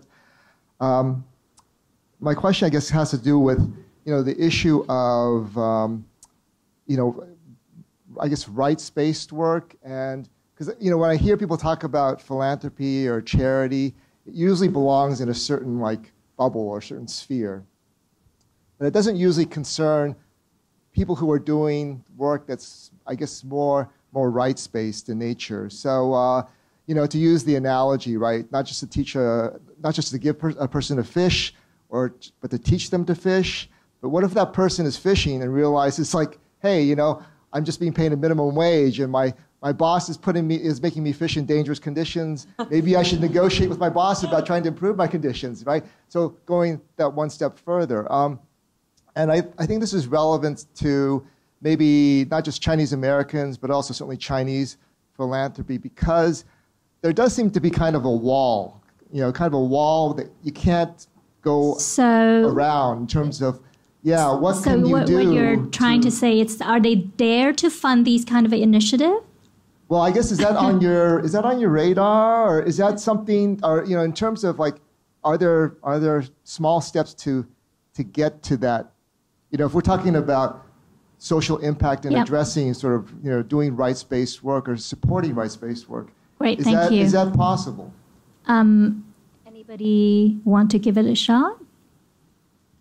I'll take a stab, I guess. I think, but although my perspective is going to be a bit different based on what I'm doing, I think what we're doing at USC, at the USC Chan division, to really help China develop occupational therapy is pretty much is pretty much exactly that. Is because it kind of boils down to patient advocacy, I guess, in the U.S. is for us to fight for the patient's rights, right? To say, oh, look, okay, the doctors are here, the physical therapists here, the occupational therapists are here. We're all making these recommendations. Insurance won't pay. Here's why we think insurance should pay, right? So that kind of thing. And then at the same time, we also then push for our patients to say, hey, look, you need to really know, what is your insurance company? What are your deductibles? Let's really work together and try and figure this out. Now, that is a very sort of individualistic, almost, American, I guess, Western way of thinking. But I think that is one of the things we are trying to do with Beida to help as we develop this degree, is to say, how can we really, because if we, how can we really help the patients to see and fight for what they need if they don't know what they need, because nobody in China really knows what occupational therapy is. So it's ultimately just education, and lots of education. This is what it is. This is why it's important. But yeah, so that's from my perspective. But I'm much more right on that, in the trenches executing. So I don't know about the rest of the panelists. I think, Cynthia, you have a view. I'm going to try to answer that question as well. I think it depends when, for example, you're talking about workers' rights in China. Right? So I think it depends on how you unbundle it. So different foundations may give differently. So for example, if you just want to promote advocacy and awareness of letting labor workers know what their rights are, that could be a grant in itself. Someone could fund something that just, where there are targets to raising awareness of what those rights might be. If it's something about getting them retrained, or something that might be, because they got injured during work and they need additional sort of charitable funding for medical costs and so forth. Those are many different areas. So my suggestion when we try to unbundle whatever it is that you're trying to ask for your grants. The second thing is also there are many ways to raise your organization's visibility as well. So one of the things that the Institute for Philanthropy had incubated is GuideStar. It's one word, and it's guidestar.org. And that's actually a registrar for non-for-profits to go on, and a lot of foundations look at that website to find out, I'd like to give to Africa, or I'd like to give to HIV, or whatever it might be, or China, or labor rights, etc. So they're about raising visibility and being being known to give to those certain segments. It could be medical related. It could be labor related. So a lot of things you work on may not just be purely labor if you really break it down. So I hope that's helpful to you. Hi, my name is Bonnie. I'm born and raised in Hong Kong. I'm a social entrepreneur, but I also advise nonprofits on their financial sustainability. And I just want to ask a question about, well, this week is while we're speaking, the United Nations General Assembly is happening. And I saw a lot of my friends tweeting about kind of how we can really galvanize more capital towards this space. And there's a figure that really stuck to my mind. To achieve the Sustainable Development Goals by 2030, we need $40 trillion US. And $31 trillion US will be wealth transfer to the millennials by 2021. So there's a huge amount of capital to be deployed, but I think we all agree philanthropy is not enough. And that's beyond philanthropy, not just beyond charitable giving. I'm just wondering if you have any comments on seeing impact as an asset class and how we can perhaps mobilize more of your family investment capital and investment capital globally to really channel more money towards achieving this better future by 2030. I think some of you have already addressed, the collaboration side of it, or creating another common platform. So, just a quick. I think she's asking more like whether the financial portfolio itself, right? Is that impact investing? So we're looking into that. Well, I think Annie Chen should be here instead of me. Yeah. But she's a good advocate. And shows me lots of deals and things, and I'm learning more about it. I think traditionally, right, we silo, we make money and we give it away in a thoughtful manner, and increasingly I see that the Rockefellers have started the Impact, which is a young sort of social entrepreneurship circle out of New York, and there's more and more increasingly this trend. And I think as the next gen, we do have to keep educating ourselves. So I've joined a social impact investment fund just to learn more about it. It's actually got a gender lens. It's run by women GPs only for women LPs, and LPs are very much encouraged to take part of the due diligence process. So they open up the data room for LPs. It's very interesting for me. It's an education process, and I definitely see that that's a direction that we want to go towards in the future. Great. Last question, and then we'll wrap up. Sure, this gentleman over here. Hi, I'm Harris. I'm from Shanghai City. And our company so basically provides an impact intelligence for the developing world. And that's through data and technology. And I wanted to actually come back to the topic of technology. And as an engineer, I'm always for technology. And what I want to find out from you guys is, are there any drawbacks and also risks? Also, like you mentioned, blockchain is great, but there's still a lot of risks that is related to that. And so I wanted to kind of hear from you guys the red flags and the risks and some kind of drawbacks in actually not helping this field to grow. Anybody want to? The red flags, right, in this particular area because of the rapid development of the technology that, you're a little bit cautious about? Is that the question? Yeah. We all clearly just left. We're technology addicted.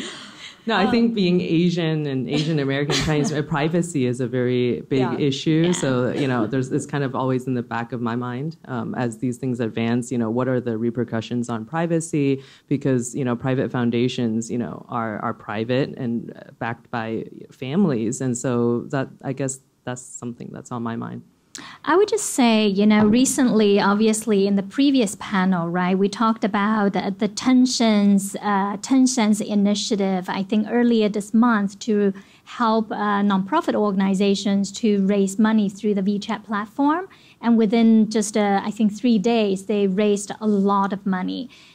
And then right after, the government actually sent out an article, issued a notice by saying, they are very concerned about this fundraising platform because they're not quite sure how the money can be well monitored. Let's say any of the organizations that can register on this particular fundraising platform, they receive money, whether it's 1 million RMB or 10 million RMB, but who actually will help to evaluate and monitor how the money gets used? And that's another, in my view, red flag that we need all to be a little bit cautious about, although we all embrace and love technology. So on that note, I just want to thank our panelists today for this lively dialogue. I hope you all enjoyed it. Thank you very much. Okay, now it's my job to wrap things up and thank everyone for what a wonderful morning of discussion. And it is really my pleasure to kind of close the session, close today's program. And again, I want to thank all of you for being here and our supporters and for bringing this. Sue, Marilyn, John, thank you. And also Ronnie and for his Ronnie and Henny, I think they're maybe still with us. But thank you all for being here to talk about this. Really, obviously, you guys are interested because everybody is still here. And we're going to serve you lunch, a buffet lunch in a little bit. But I just want to wrap up by, kind of really one of the points that I took away from is really the importance, 2-point trainings and governance. And even what Diana said last, you can raise a lot of money, but where's the money going? The governance issue is really important, whether it's the Red Cross in China or the Red Cross in the United States. The governance issue, and also the training issue. And I feel very strongly that this is something that Hong Kong can help to address. And we saw the numbers about in terms of the amount of giving from Hong Kong, and that was something that I've always known when I was working here in Hong Kong in the 90s. Did a lot of research when I was working with Ronnie of how generous Hong Kong people is. And we know a lot of international NGOs and even, Asia Society, we benefited greatly from philanthropy and individual giving and just individual support. So I think this is an area where Hong Kong can play a unique role. I know we have Roger King here from Hong Kong UST, and we have, I think, Bernadette from Hong Kong U, training. This is an area where I firmly believe training the next generation. It's not just giving away, but how to give it away in terms of making it equitable and transparent. So this is an area where training and governance are two things. Hong Kong, we can do something about. But I want to thank Stuart and his team and my team for putting together this wonderful discussion. And I know we will convene again because China is not going away anywhere. And I think philanthropists, I really do believe the time that I work in New York, the Rockefellers, the Carnegies, that founded New York, that wonderful city over 100 years ago, we're seeing them here in Hong Kong, in Asia. And I think this next, I was very delighted to hear the next gen. All the what's going on around the world, philanthropy is really, it continues to be a vital part of civic society, and it's not going away either. And so thank you all for being part of Asia Society and being part of today's program, and enjoy our wonderful buffet that's being catered by AMO. Thank you so much.